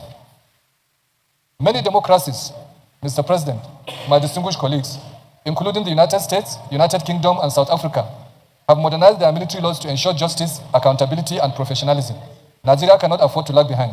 Say it, Mr. President, it's a long time, and there's a need to, as we evolve in our democracy, we also align all other laws, especially the armed forces, to be in line with modern democracy, rule of law. This is what this bill is trying to do, to update the laws, subject the armed forces to civil rule, and also improve on human rights, protection, and others, and efficiency. So I urge my colleagues to support the second reading of this very important bill. ó náà lẹ́tí gbọ́ yẹn èmi náà fọwọ́ sí bíìlì eléyìí o torí ó dáa kán mọ́ fún àwọn tó bá fẹ̀sùn kàn nù iléeṣẹ́ ológun kán mọ́ jẹ́ kán ráàyè àti orí ọ̀fẹ́ láti gba lọ́ọ̀yà kì í ṣe gbogbo ẹ̀ náà ni wọ́n kọ́ ti máa ṣá wọn èrè pa wọ́n ó sì tàn bẹ́ẹ̀ tán náà bá dẹ́sẹ̀ ńkọ́ tàbí tàn sínú àwọn tó wà nù kínní kán fóníkálukú lórí ọ̀fẹ́ bẹ́ẹ̀ náà ni gbogbo 200 naira 300 naira tán náà máa san lówó kínní tẹ́lẹ̀ wọ́n ní ìyẹn òjọ́ mọ́ ti wà outdated. wọ́n ń sùn lójú oorun wọn tẹ́lẹ̀ ní lójú àlá wọn ti tají báyìí. ó rẹ̀ káàbọ̀ padà bí ìbá ṣe wù mí tó bí ìbá ṣe dùn mọ́ mi tó ká lọ sí ọ̀dọ̀ ká lọ sọ́dọ̀ sí ọ̀mọ̀lẹ̀ lórí ọ̀rọ̀ 210 trillion owó tí wọ́n ní NNPC tán ṣe mọ́kùmọ́kù àti ní lọ ibẹ̀ báyìí òun láàfi ṣẹ́gun ńlá tí ń kẹ́yìn ìgbàlẹ̀ ẹ jẹ́ á lọ sí ọ̀dọ̀ orí ọ̀rọ̀ genocide torí wọ́n ń fẹ́ lójú ẹni tó jẹ́ Minister for Foreign Affairs Honorable Yusuf Maitama Tuga òun ló kẹ́sẹ̀ lẹ́sẹ̀ pẹ̀lú àwọn ìgbìmọ̀ rẹ̀ tán gba CNN lọ CNN ò invite wọn àwọn náà rè sanwó ń bẹ̀ wọ́n sanwó ni o wọ́n rè sọ̀rọ̀ láti convince àgbáyé wọ́n fi Nàìjíríà lẹ̀ pé propaganda àwọn ká ti Nàìjíríà ṣùgbọ́n àwọn fẹ́ rè convince àwọn àgbáyé wípé kò sí ti ń jẹ́ genocide bí àwọn èèyàn ṣe mẹ́rin síta tó ẹ wo arákùnrin tá a lò ní ìsìn tó ní village àwọn múbí pé wọ́n lé àwọn kó ń bẹ̀ sí ìyẹn ìṣe genocide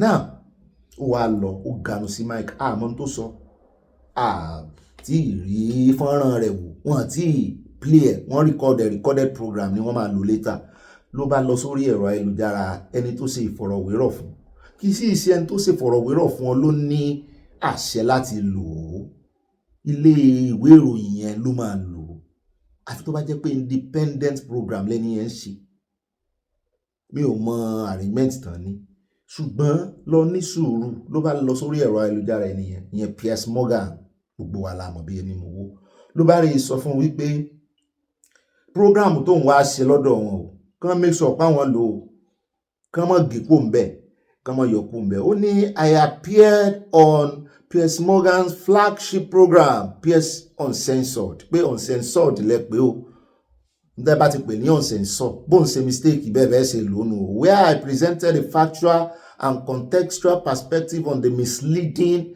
narrative and allegations of religious persecution in Nigeria.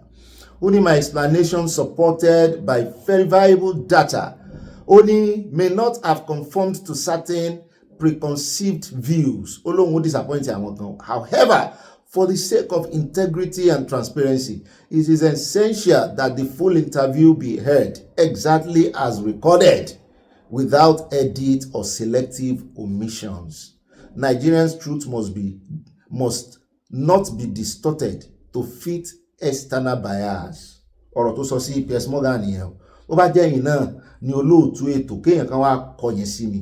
Bóyá àníkan wá sọ̀rọ̀ lórí àgbàgbé. Kó wá sọ pé interview tó ń ṣe lánàá ẹ mọ́ yọkú ń bẹ̀ o. Èsì wo ni ẹ rò pé wọ́n fi dá lóhùn? Ẹ jẹ́rìí mi. Èsì tí wọ́n fi dá lóhùn yóò lè díẹ̀ ṣùgbọ́n arákùnrin gan èsì tó fi dá lóhùn ó kéré díẹ̀ bí ìgbà tó ń fẹ̀sùn kàn ní pé wọ́n lè lọ yọkú ń bẹ̀. Ó ìyẹn wá dá lóhùn wípé you seems to be panicking. Abẹ́rẹ́ ó kàn rọra fún ní one line. You seems to be panicking. Kí ló ń bá ẹ lẹ́rù? Kí ni tó gbé tó ń gbìn? Ẹ máa gbowó àwọn lọ́wọ́ rẹ̀. Kí ló kàn án pẹ̀lú òkè?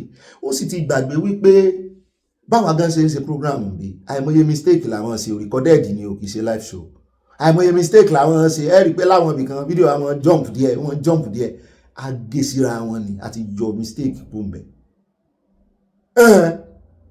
Àti yọ mistake díẹ̀ kò sẹ́ni tó nígbà tá a sọ lọ́hùn àní ṣe mistake bò. So iṣẹ́ gidi làwọn ṣe lórí rẹ̀ tá a tún wò dáadáa ṣùgbọ́n síbẹ̀ náà sì máa yọ ọlẹ́ ìgbà míì tí a lè mọ wúkọ́ nígbà míì a lè mọ. So nídìí èyí kò sẹ́ni tí ì ṣe mistake. Wọ́n máa ń pè kankan ní ẹ̀yìn ìtàgé. Ẹ gbọ́ àwọn tẹ́ ẹ máa ń rí tẹ́ máa ń ṣe drama ṣe nǹkan kan yẹn tẹ́ ẹ bá rí making sí drama wọn tàbí skit wọ́n máa ń ṣe mistake. Tọ́ bá fi skit ẹ̀ hàn yín pé ìgbà táwọn fẹ́ ṣe màmí wọn á rẹ́rìn wọ́n á tún bẹ̀rẹ̀. So nídìí èyí tán bá rí mistake wọ́n ní standard. CNN ní standard. Imagine kó wá lọ sọ òyìnbó kan tí ó ṣe àbí ọdún wọn níbọ̀ yọkù ń bẹ̀ wọn ní yọ torí àwọn máa fẹ́ fi ọ́ hàn àmọ́yé àwọn ààrẹ tó ti ṣe mistake tán lò bẹ́ẹ̀. Lọ́rọ̀ kan ó ní you seems to be panicking foreign minister rest be assured rèé sinmi ara rẹ̀ we will hear your comment in full.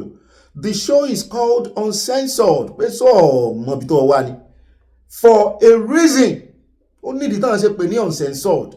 Pé ìwọ gan-an kọ́ mọ̀ yẹ pé ó tún tijú pé wọ́n sì bọ́ gébì kúrò. Toró rí pé òyìn ara rẹ̀ ń bọ̀ lẹ́sẹ̀. Only the show is called Uncensored for a reason. Whether people believe what you said remains to be seen. Ẹni tó wá sọ mí pójú òótọ́. Whether people believe or not. Ṣùgbọ́n ọmọ Nàìjíríà náà bá kó tì í ibi tí Piers Morgan ti sọ̀rọ̀ yìí ọmọ Nàìjíríà bá rè dá fọ́tò jọ síbẹ̀ wọ́n dá fíìmù jọ bẹ́ẹ̀ mo ti láàfin kan hàn yìí ṣùgbọ́n á blọ́ ẹ̀ díẹ̀ wọ́n pa ìyá wọ́n pa ọmọ wọ́n pa bàbá wọ́n pa ẹ̀gbọ́n pa àbúrò wọ́n wá gbé wọn sórí ara wọn wọ́n wá tìtì kámẹ́rà sójú àwọn apààyàn yìí Fúlàní náà ni wọ́n wá sí ọmọ ẹyọ kan kù ọmọ ẹyọ kan ara mi bù máa sọ pé ọmọ ẹ̀ náà wá ń ké ojú wọn ọmọ tí ò mọ tí ó ṣe wọn wọlẹ̀ yóò bó wọn ò ráhùn tó ń fojú jọ ń bí wọ́n pàpà gbé ọmọ yẹn lọ bá a ṣe gbọ́ wí ọmọ yẹn náà ó ti wá ránró ní ìsìn ṣùgbọ́n tọ́lọ́run bá fẹ́ mú wọn irú ọmọ yẹn náà lọ́lọ́run ó lò fún torí tó mú wọn gbé lọ mi ò mọ̀ dí tó ṣe sí ìwọ ọmọ yẹn ẹ bá ń tẹ̀sí ẹjẹ́ àdọ́gbọ́n wò. To wani sabon rahoton bincike na kungiyoyin da ke sanya idanu kan harkokin tsaro da kuma ta'addanci a yammacin Afirka ya ce 'yan ta'adda masu ikirarin jihadi da ke da alaka da kungiyar Al-Qaida na kwarara zuwa Najeriya musamman daga jamhuriyar Benin. Rahoton da haɗin gwiwar kungiyoyin suka fitar ya ce wannan kwararar 'yan ta'adda ta fara ne tun bara inda suke yada zango a gabar tafkin Kayenji da ke gab da babban gandun daji na kasar, guda daga cikin guraren da ke da matukar hadari a fannin tsaro a Najeriya. Wasu mazauna kusa da yankin sun shaida manema labarai cewa wannan waje da ke matsayin ɗaya daga cikin guraren da ya fi tara zakuna a nahiyar Afirka na rufe sama da shekara guda saboda ayyukan 'yan ta'adda.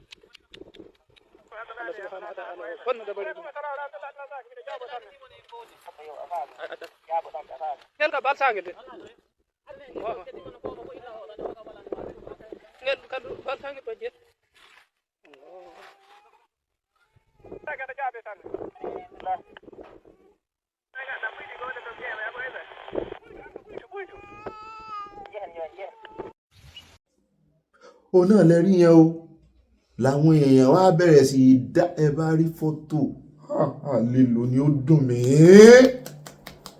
bẹ́ẹ̀ bá rí bó ṣe pa àwọn èèyàn àti rí nǹkan kan o àárí nǹkan kan o òwe lè ta àrùpá ń lò láti jọ yìí ẹranko làwọn ará bí o torí ẹ̀ ló ṣe ń dùn mí táwọn olórí ẹ̀sìn nílẹ̀ Yorùbá bá jáde irú bàbá PFN tó jáde lánàá ó dùn mí gan fún bàbá yẹn ó dùn mí gan ṣé ẹ fẹ́ máa fi ẹ̀mí àwọn èèyàn play politics ni ẹ̀yin náà lẹ́ ń pariwo pé whatever means to stop the ìpànìyàn kán gbégbèsè rẹ̀ iná lẹ́ wá ní ẹ̀fẹ́ invasion sẹ́yìn náà fẹ́ wá invade ni sẹ́wọ́ headquarter church yín ní bá yín ni sẹ́yìn náà fẹ́ wá invade eléyìí tó ń ṣẹlẹ̀ yìí kò tó invasion ni ó yẹ kí gbogbo wa gan lọ sórí ẹ̀rọ ayélujára bàbá yẹn kárè fún wọn lẹ́rìí bàbá sílẹ̀ yóò tó kán wá invade àwọn Fúlàní tí ń pààyàn ẹjẹ́ àpò ń bẹ́ mo láìkí bí Piers Morgan ṣe dá lóhùn kí ló ń bà ọ́ lẹ́rù tó jẹ gbìyì ní ẹ̀ ń bá jẹ gbìyì ní mọ́ kú bí ẹjẹ́ àpò ń bẹ́ jàre.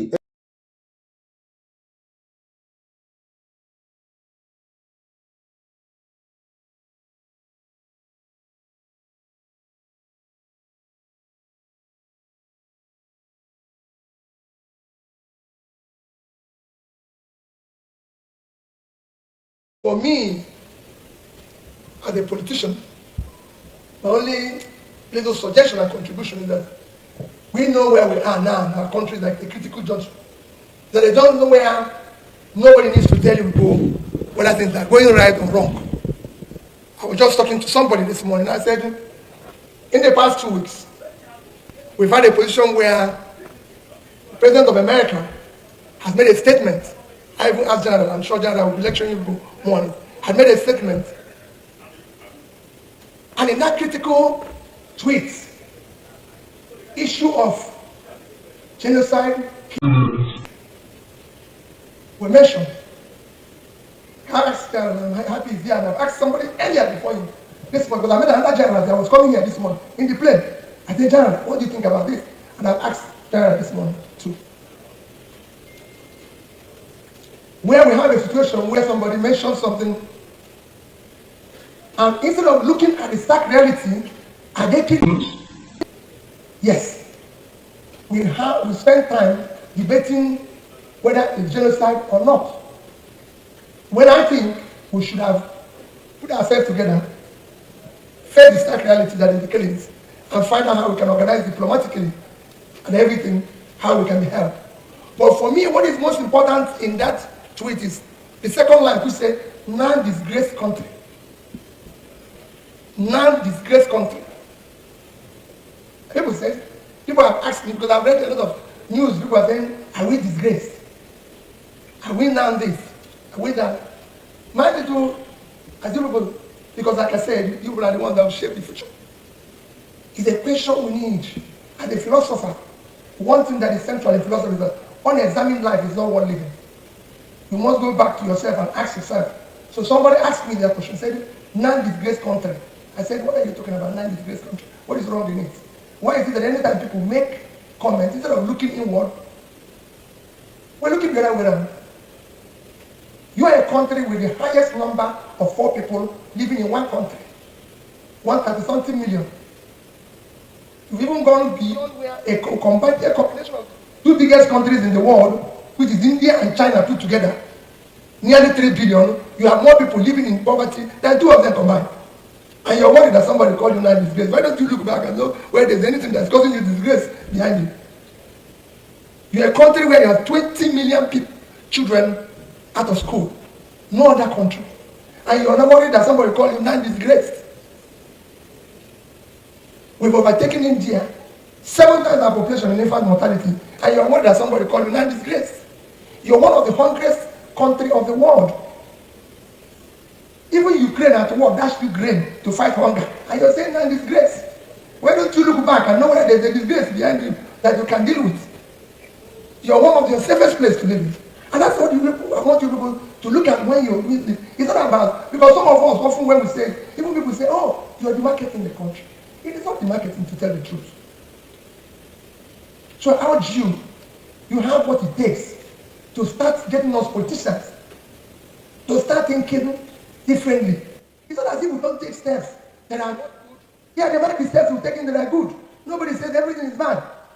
ó náà lẹ́tí gbọ́ lẹ́nu òbí ó lóun sọ pé gbogbo ẹ̀ ní ò dá o ó ní tó bá sì yà ẹ́ ní òun dí mákẹ́ẹ̀tì nàìjíríà òun bà nàìjíríà jẹ́ òun ò dí mákẹ́ẹ̀tì nàìjíríà o èyí tó bá yẹ kẹ́ ẹ mú ṣe ni kẹ́ ẹ mú ṣe orúkọ tó ń pè yín náà lẹ̀ ń jẹ́ o ṣé ẹ̀ ní tìjú ní gbogbo ohun tí ń ṣẹlẹ̀ náà ó tó tìjú gbogbo dátà tóbi fún wa orí ẹ̀ pé ó mọ dátà dáadáa ó ní nàìjíríà ní gbé first ní ìsìn nínú àwọn tí ò sì mú ju orílẹ̀-èdè tó sì mú ju ó ní wọ́n ti gbégbá orókè wọ́n ti já Indian sẹ́yìn nínú àwọn ọmọ tí àwọn ọmọ kéékèèké náà lọ léèwé wọ́n ń sòótọ́ fún yín ẹ fi ń bínú ó ní gbogbo ẹ́nájì tó yẹ kẹ́ ẹ lò kẹ́ ẹ fi tún nǹkan sí ẹ wá fi ń sáré kiri ẹ ń lọ CNN ẹ ń lórí ilé ìwé ìròyìn àgbáyé ẹ ń lọ káàkiri ẹ fẹ́ rè change story ẹ lè change rẹ̀ in fact bẹ́ẹ̀ fún wọn lówó wọn ní fún yín change owó yín wọ góló ọmọ nàìjíríà rẹ́dí yín gbogbo ibi tẹ́ ń lọ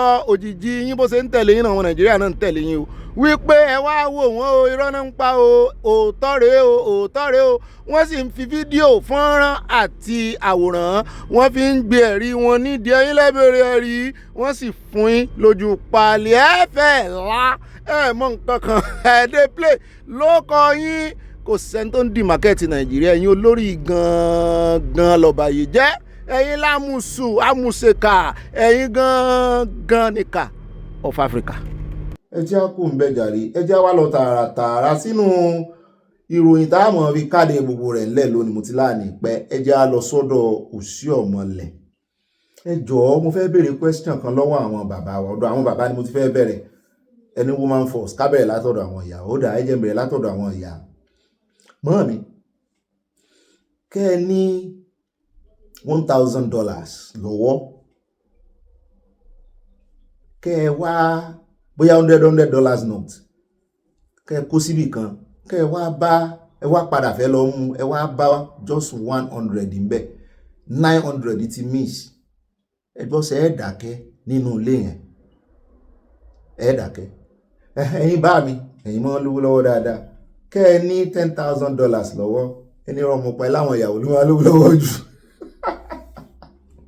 owó ọwọ́ yín obìnrin lónìí owó ọwọ́ àwọn obìnrin kọ́ àwọn náà dání wà ń tà forí kó bọ́ọ̀lọ́ ṣe ṣẹ̀dá àwọn ọkùnrin nù bá a ní $10,000 lọ́wọ́ àjọ níní owó wa àjọ níní owó tí wọ́n dá níní kẹ́ ẹ wá kó 10,000 síbí kan sínú báǹkì kẹ́ ẹ wá kàn sí àpò yín lọ́jọ́ kan kẹ́ ẹ rí pé kò ní ṣẹlẹ̀ sí mi náà o kẹ́ ẹ wá rí pé ó kù $5,000 ń bẹ ǹjẹ́ ọkàn yín ó balẹ̀ tẹ́ẹ̀sì yọ owó ń bẹ sọ́kàn yín ó balẹ̀ láwọn èèyàn wá ń bi Òsíọ̀mọlẹ̀ ni wá ń bi ìjọba ààrẹ Tinubu wípé ẹ já sóòótọ́ ọ̀rọ̀ síbi tọ́rọ̀ wà Òsíọ̀mọlẹ̀ dọ́gbọ́n sóòótọ́ ọ̀rọ̀ lẹ́nu ọjọ́ mẹ́ta pé ààrẹ olódòdẹ owó sọnù bó ti ẹ̀jẹ̀ bó ti sọnù kẹ́ tó débẹ̀ ṣùgbọ́n ẹ ní ìdí owó ẹ̀ ń yáwó kiri ọ̀dọ̀ wa náà lẹ̀ ń gbé wá tá à ń buwọ́lù kí ló wá dé tára ò ká yín bẹ́ẹ̀ bá ríro 210 trillion owó kan ní ìjọba wíìn lẹ́nu ọjọ́ mẹ́ta ẹ̀ tán lọ ṣẹjọ́ kan UK irú owó yẹn tàbí kan sọ pé kan náà ọmọ Nàìjíríà tó ti kówó jẹ rí tó kó lọ lóyìnbó wọ́n dá owó yẹn padà sínú yín ò ní dùn. 210 trillion táwọn sọ kì í sowó kékeré. Àṣé àwọn aláṣẹ NNPC náà wà ń bẹ̀ náà bá kọjú sí wọn. Òsì ọmọlẹ́sọ játijàti ọ̀rọ̀ sí wọn. Mọ iye tó sọnù yìí ni.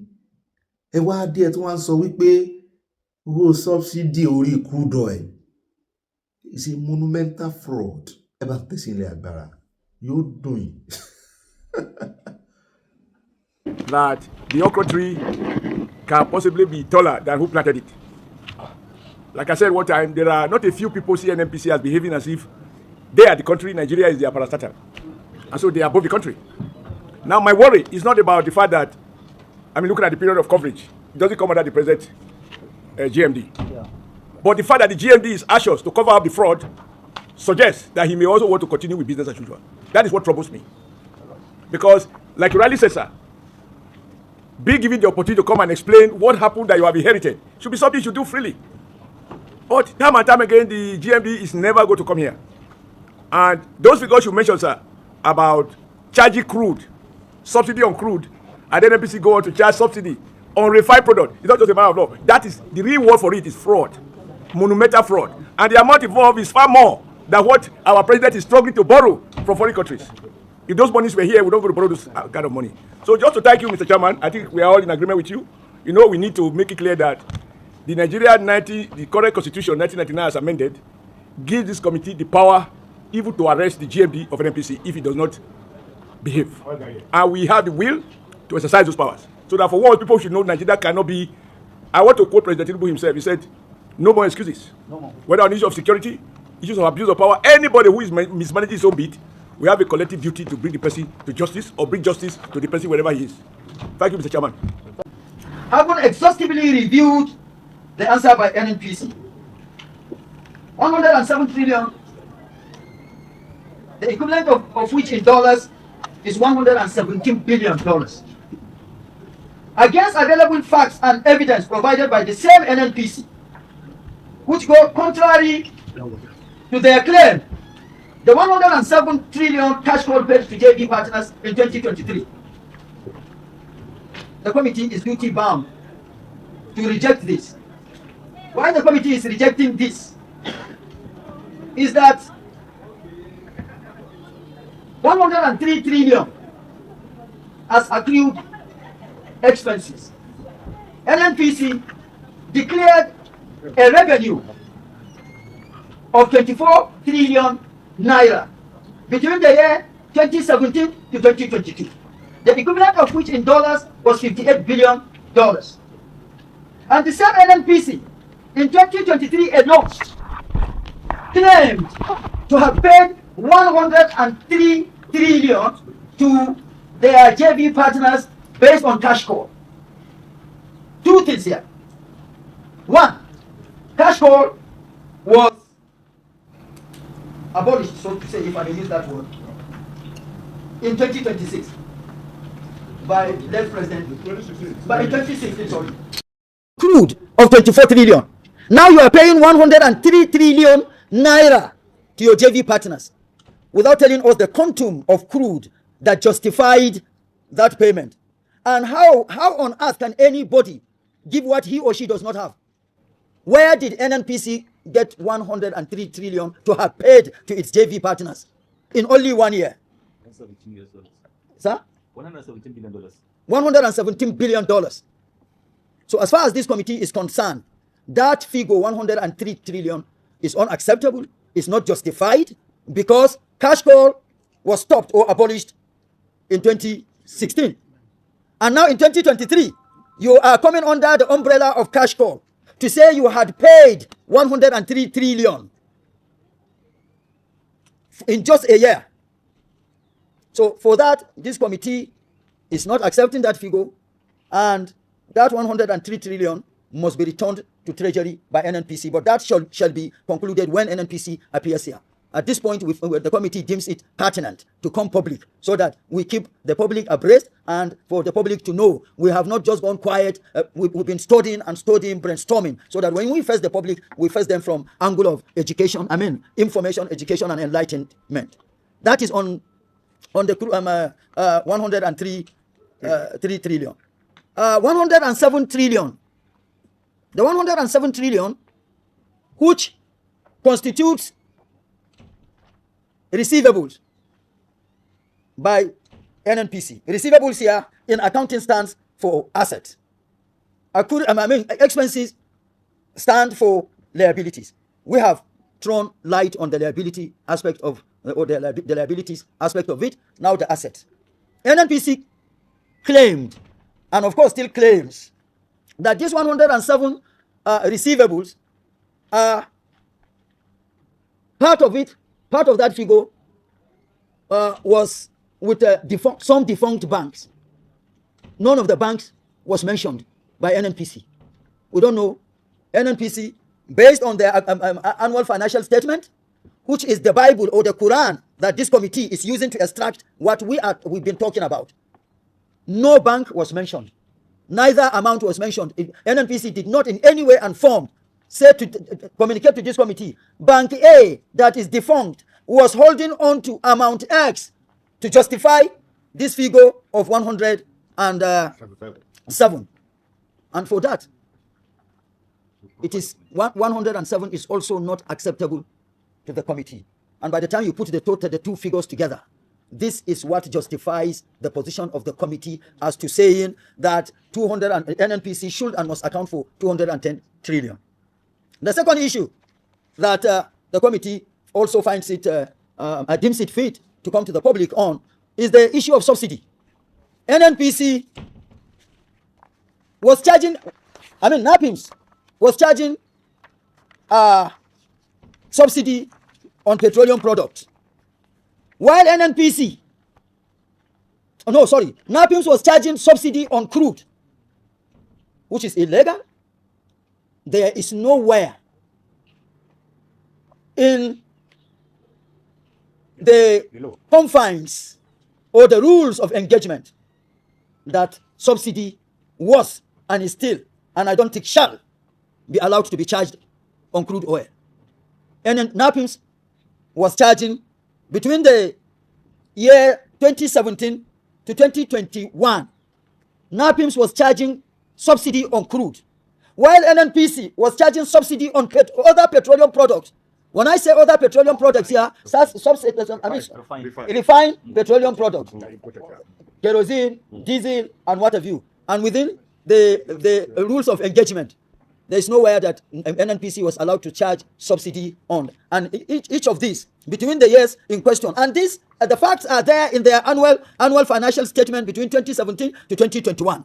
On the side of NAPIMS, if you go on to page 41, note 8, page 38, note 9, page 38, note 9, and page 39, note 9, will show you clearly from the audited financial statement of NNPC, of NAPIMS, where this subsidy was charged against the years in question on crude oil. And on the side of NNPC, on pages 59, note 8.1, page 58, note 8.1 as well, page 57, note 8.1, and page 56, note 8.1.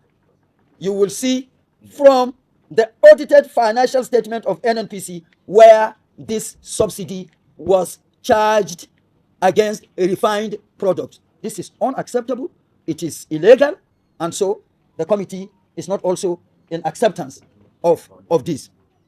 For the purpose of clarity, the committee finds it important today to come to you, that is to the public, with just these two, and to say that if for any reason the present management of NNPC is having difficulty in garnering the wherewithal to provide acceptable answers to this committee, it is better NNPC comes up to it so that the committee will now find ways to subpoena the former officials of NNPC and NAPIMS, because these issues cannot be swept under the carpet. For NAPIMS in particular, NAPIMS is a department by extension of NNPC. So NAPIMS by law cannot maintain an independent account. And as a result of what has just happened today, the magnanimity and understanding that this committee has always extended to NNPC to allow for representation is no more. At any point, this committee invites NNPC, the chief executive of NNPC, should and must appear before this committee. Wherever he is or will be, particularly if it is outside the country, he will be where he is only on the grounds of the fact that he is the chief executive of NNPC. If he was not appointed by President Bola Ahmed Tinubu, nobody would have called him. But if he's within here, and for some reasons, the number one citizen of the country calls him, or invites him, or assigns him to do whatever, this committee can extend understanding. Otherwise, to be out of the country, I don't think is an excuse, will not be accepted by this committee anymore as an excuse. At this point, the next invitation of this committee to NNPC, representation will not be accepted by the committee from the side of NNPC. NNPC team must always, should and must always be led by the chief executive of NNPC.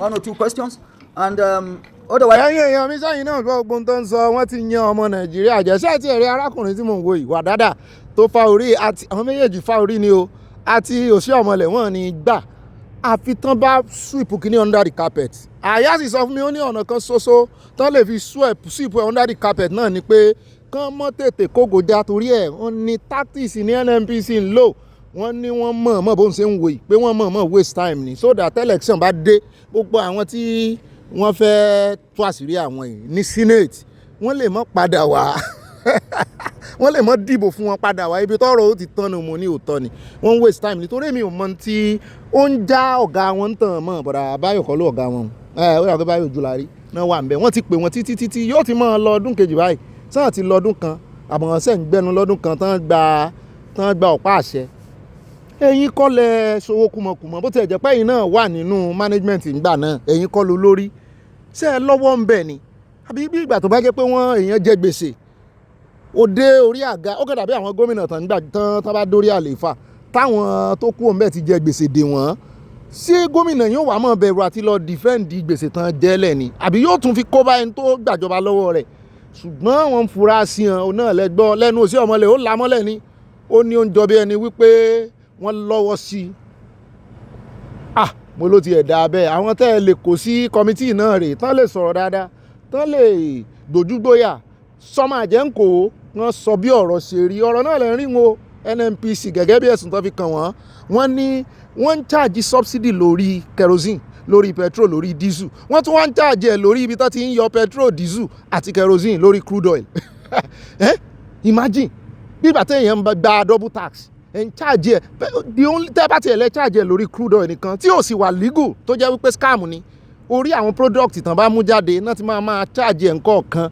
èjèèjì gbogbo time yẹn sì rèé kì í ṣe orí gbogbo product yẹn náà ti ń charge ẹ̀ ló yẹ kán ti charge ẹ̀ jàre ìgbà kì í ṣe ní subsidy lórí kerosene gbà kan ńgbò yá ní kerosene náà déédéé wọn tó wọn burúkú diesel ló tiẹ̀ kọ́kọ́ ló wọ́n bí ojú ẹja ìyẹn ò ní subsidy lórí ńgbà kan tóró wọn gan ńgbò yá náà ṣe subsidy tó sórí ẹ wá yọ subsidy lórí kerosene lórí petrol ìyẹn bẹntiró lórí diesel ẹ tún wá yọ lórí ìyàláyà wọn ibi tán ti yọ wọn òní àyè wọ́n kàn dàbí kéèyàn máa gba tax irú ibi tẹ́mi ti ń ṣiṣẹ́ nísìn ibi wọ́n ti máa yọ tax mi kí owó tó dé wọ́n ti yọ lọ́wọ́ bí iṣẹ́ wa kẹ́ ẹ tún wá padà wà bẹ́ẹ̀ mi pé kí n wá san tax kẹ́ ẹ wá rè bá gbogbo àwọn tájọ́ ń ṣiṣẹ́ ń bẹ̀ pé kán tún wá tún sá tax san bó ṣe rí nu ẹlẹ́ẹ̀kejì tó ń da tí ó mú mi inú kan àwọn aráabí àwọn kọ̀mìtì náà ni pé wọ́n níbi táṣìírí ti tú ni wípé àwọn tó jẹ́ ọ́dítọ̀ wọn àwọn wo ìwé tán wá submit àwọn rí wípé orí kerosene àti diesel àti petrol nìkan làwọn yẹn kọ síbẹ̀ pé wọ́n ti yọ subsidy kí ló dé tẹ̀ tún wá lọ kọ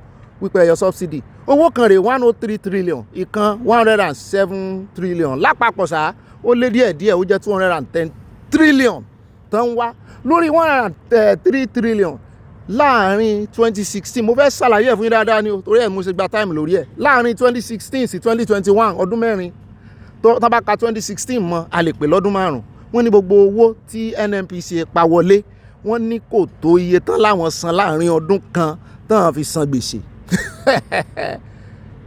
ẹ fi gbogbo 103 trillion ẹ fi san gbèsè gbèsè kílẹ̀ san àwọn wo lẹ jẹ lówó ẹ̀kọ́ bẹ̀ káwọn rí.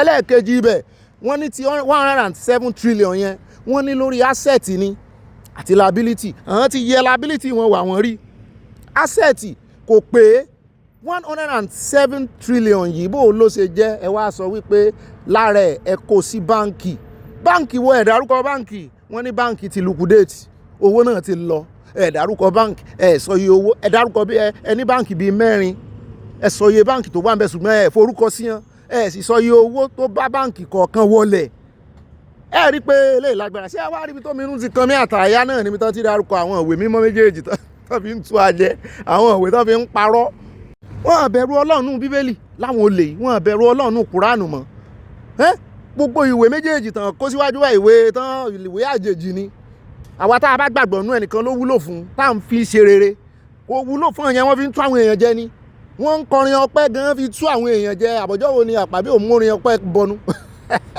fìyà jẹ àwọn èèyàn so wọ́n ń fi báìbù tú àwọn èèyàn jẹ wọ́n ń fi kùránù tú àwọn èèyàn jẹ gone are the days táwọn èèyàn máa ń fi báìbù búra tó máa ń rí bẹ́ẹ̀ ẹ ṣe gbé ìwé ìwé ọ̀pẹ̀lẹ̀ tàbí kẹ́ ẹ fèsù búra fún wọn kórí wọn wá pé lọ́rọ̀ kan ó ń jọ bí ẹni pé wọ́n ti tún yín jẹ ọ àmọ́ tí ń lé bọ̀dà báyọ̀ tó fi ń fà sẹ́yìn ó sì yẹ ká ààrẹ olódòdẹ náà tì wọ́n pé kí ló mú ọ kí ní bọ̀ lẹ́rù rẹ bá kọ́mítì wọ́n yàn yín jẹ́ nàìjíríà odidi 210 trillion ẹ sì gbọ́ lẹ́nu sí ọmọlẹ̀ ó ní ká lówó ìwà ńlẹ̀ ni ààrẹ ò ní mọ́ sáré kiri ààrẹ yín lẹ̀ ń fi ìhà jẹ ó ní sáré kiri tí ń yá owó kiri ṣùgbọ́n tó wá mú ààrẹ náà tán létí bọ̀dà báyọ̀ ọ̀ta tí ò fi ká ààrẹ lára débi wípé owó ìkéré àbí 210 trillion kéré ẹ wo nǹkan wà ń bẹ́ẹ̀ mo mọ̀ wípé ọ̀gá NNPC tó lọ ìyẹn kí ló kọ rẹ̀ ẹ̀nà Mele Kyari yóò mọ̀ fi wọ́n rẹ́rìn báyìí gbogbo Nàìjíríà ń fi yín mutí ó mọ̀ sí o ẹ jẹ́ àpò ń bẹ́ẹ̀ ká mọ̀ pẹ̀lú o sáàtún lè ṣe ń bára yìí lónìí báyìí torí apẹ́ díẹ̀ o. ó dá ẹ káàbọ̀ padà o àbí kí la tún fẹ́ sọ lé lórí àbẹ́ ẹ̀ rí eléyìí ní agbára o eléyìí lágbára o àní kí 100 euro sọnù kí n wá àbí kó tiẹ̀ mọ́ sọnù kí n mọ́ tí ìmọ̀ bí tí mo fi sí wọ́n mọ̀ já belebele kiri ni tí mo ti convert ẹ̀ lórí mi pé wọ́n bá dé Nàìjíríà 168,000 kan lónìí àbí 168 sí 185,000 wọ́n bá dé Nàìjíríà lónìí yóò gbọ́ bùkátà àwọn kan níṣẹ́ mọ́ forí ìrònú 210 trillion naira wọ́n ti mú àwọn èèyàn lọ́bọ̀ gan pẹ̀lú bó ṣe ń ṣèjọba yìí. eléyìí láàmú fi dágbére lórí ètò lónìí o God bless you I see you tomorrow ẹ bá pín bó bá dénú yín ìmọ̀ràn yín náà ṣe kókó kó mọ̀ ju 5 lines lọ kọ́mẹ́ǹtì ti ń pọ̀ gan lẹ́nu ọjọ́ mẹ́ta èyí bẹ́ẹ̀ náà ní YouTube náà àwọn kọ́mẹ́ǹtì kan wà tó jẹ́ pé màá kàn déédéé rí wọn lẹ́yìn tá a ti ka kọ́mẹ́ǹtì kò yé mi o mo ti wá títí wọn ò mọ tó ṣẹlẹ̀ o bóyá àwọn tó ń fi kílìn sínú kọ́mẹ́ǹtì wọn ẹ jọ̀ọ́ bẹ́ẹ̀ bá fẹ́ mọ́ kọ́ lóyìnbó ẹ mọ́ kọ ìpànìyàn ní Yorùbá ẹ mọ́ kọ ní YouTube ń hide kọ́mẹ́ǹtì yìí subsequently ni kì í ṣẹ̀bi mi o nínú kí n mọ́ rí tàbí kéèyàn mọ́ tètè rí yóò yá kò ní yẹ́ ẹ lẹ̀ goodbye we'll see you tomorrow by God's grace happy weekend thank God it's Friday ó dá Abala ń bá ráàyè la fẹ́ wọ̀ ní ìsìn nínú Abala ń bá ráàyè tòní fún tó bá ráàyè ní o toró ti dọ̀pọ̀ báyìí chapter by chapter láti ń wòròyìn báyìí kò ní ìdí gbọ̀ngbọ̀n títì kankan mọ́ kò ní ìdí pàǹsáré ṣe nǹkan kan mọ́.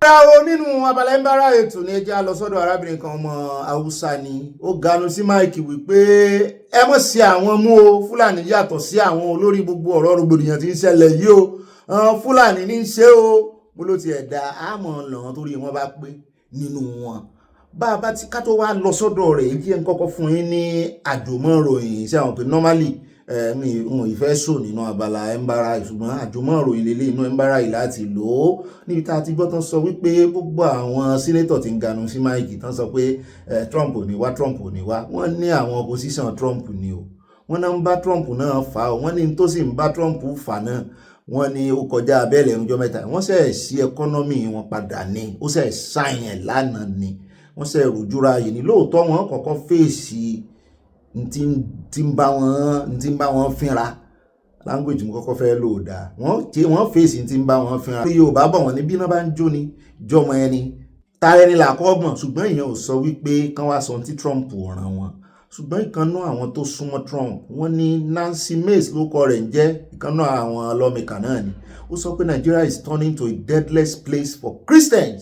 Wọ́n ló sọ wípé òun fi ẹ̀hún fọwọ́ kún ìgbésẹ̀ Trump ìpinnu rẹ̀ jàre kò sí ìgbésẹ̀ ìpinnu rẹ̀ ó ń fọwọ́ sí pé lẹ́yìn ìgbà tí Trump sọ̀rọ̀ pé ẹ̀rí iye àwọn èèyàn tó tún ti pa pé sẹ́wọ́n rò páwọn mójú kúrò lára Nàìjíríà ni mo ní ẹ ti wọ gàù lọ́wọ́ Trump ojú lè mọ kán wa Trump ṣùgbọ́n gbogbo eré táwọn tán ẹ̀wọ̀ túgà ní ìsìn tó lọ CNN gbogbo eré Buhari náà sẹ́ẹ̀dé láti USA ní gbogbo eré wọn tán sá kiri ọmọ Nàìjíríà dúró dè wọ́n ni wọ́n ń rè fún wọn jẹ wọ́n ń rè kó èrè síta ó dé ẹjá lọ sọ́dọ̀ ọmọ Haúsá yìí ṣùgbọ́n àfipàdé sọ́la láti Olódùmarè bye Gary love you always. They are confusing our people, especially the Hausas. They are confusing our people. All the imams in Nigeria, especially the northern part of Nigeria, all of them are Fulanis.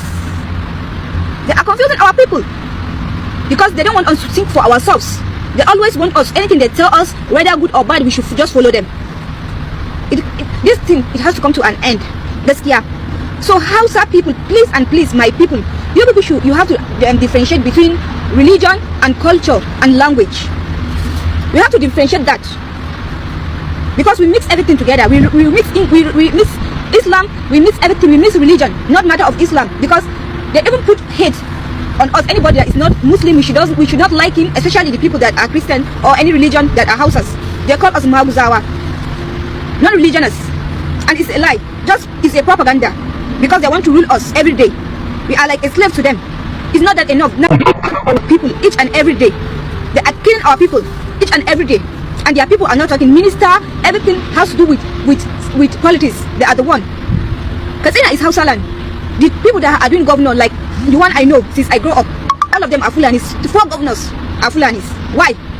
Kano is only one Hausa. All of them are Fulani. Even vice governor is Fulani.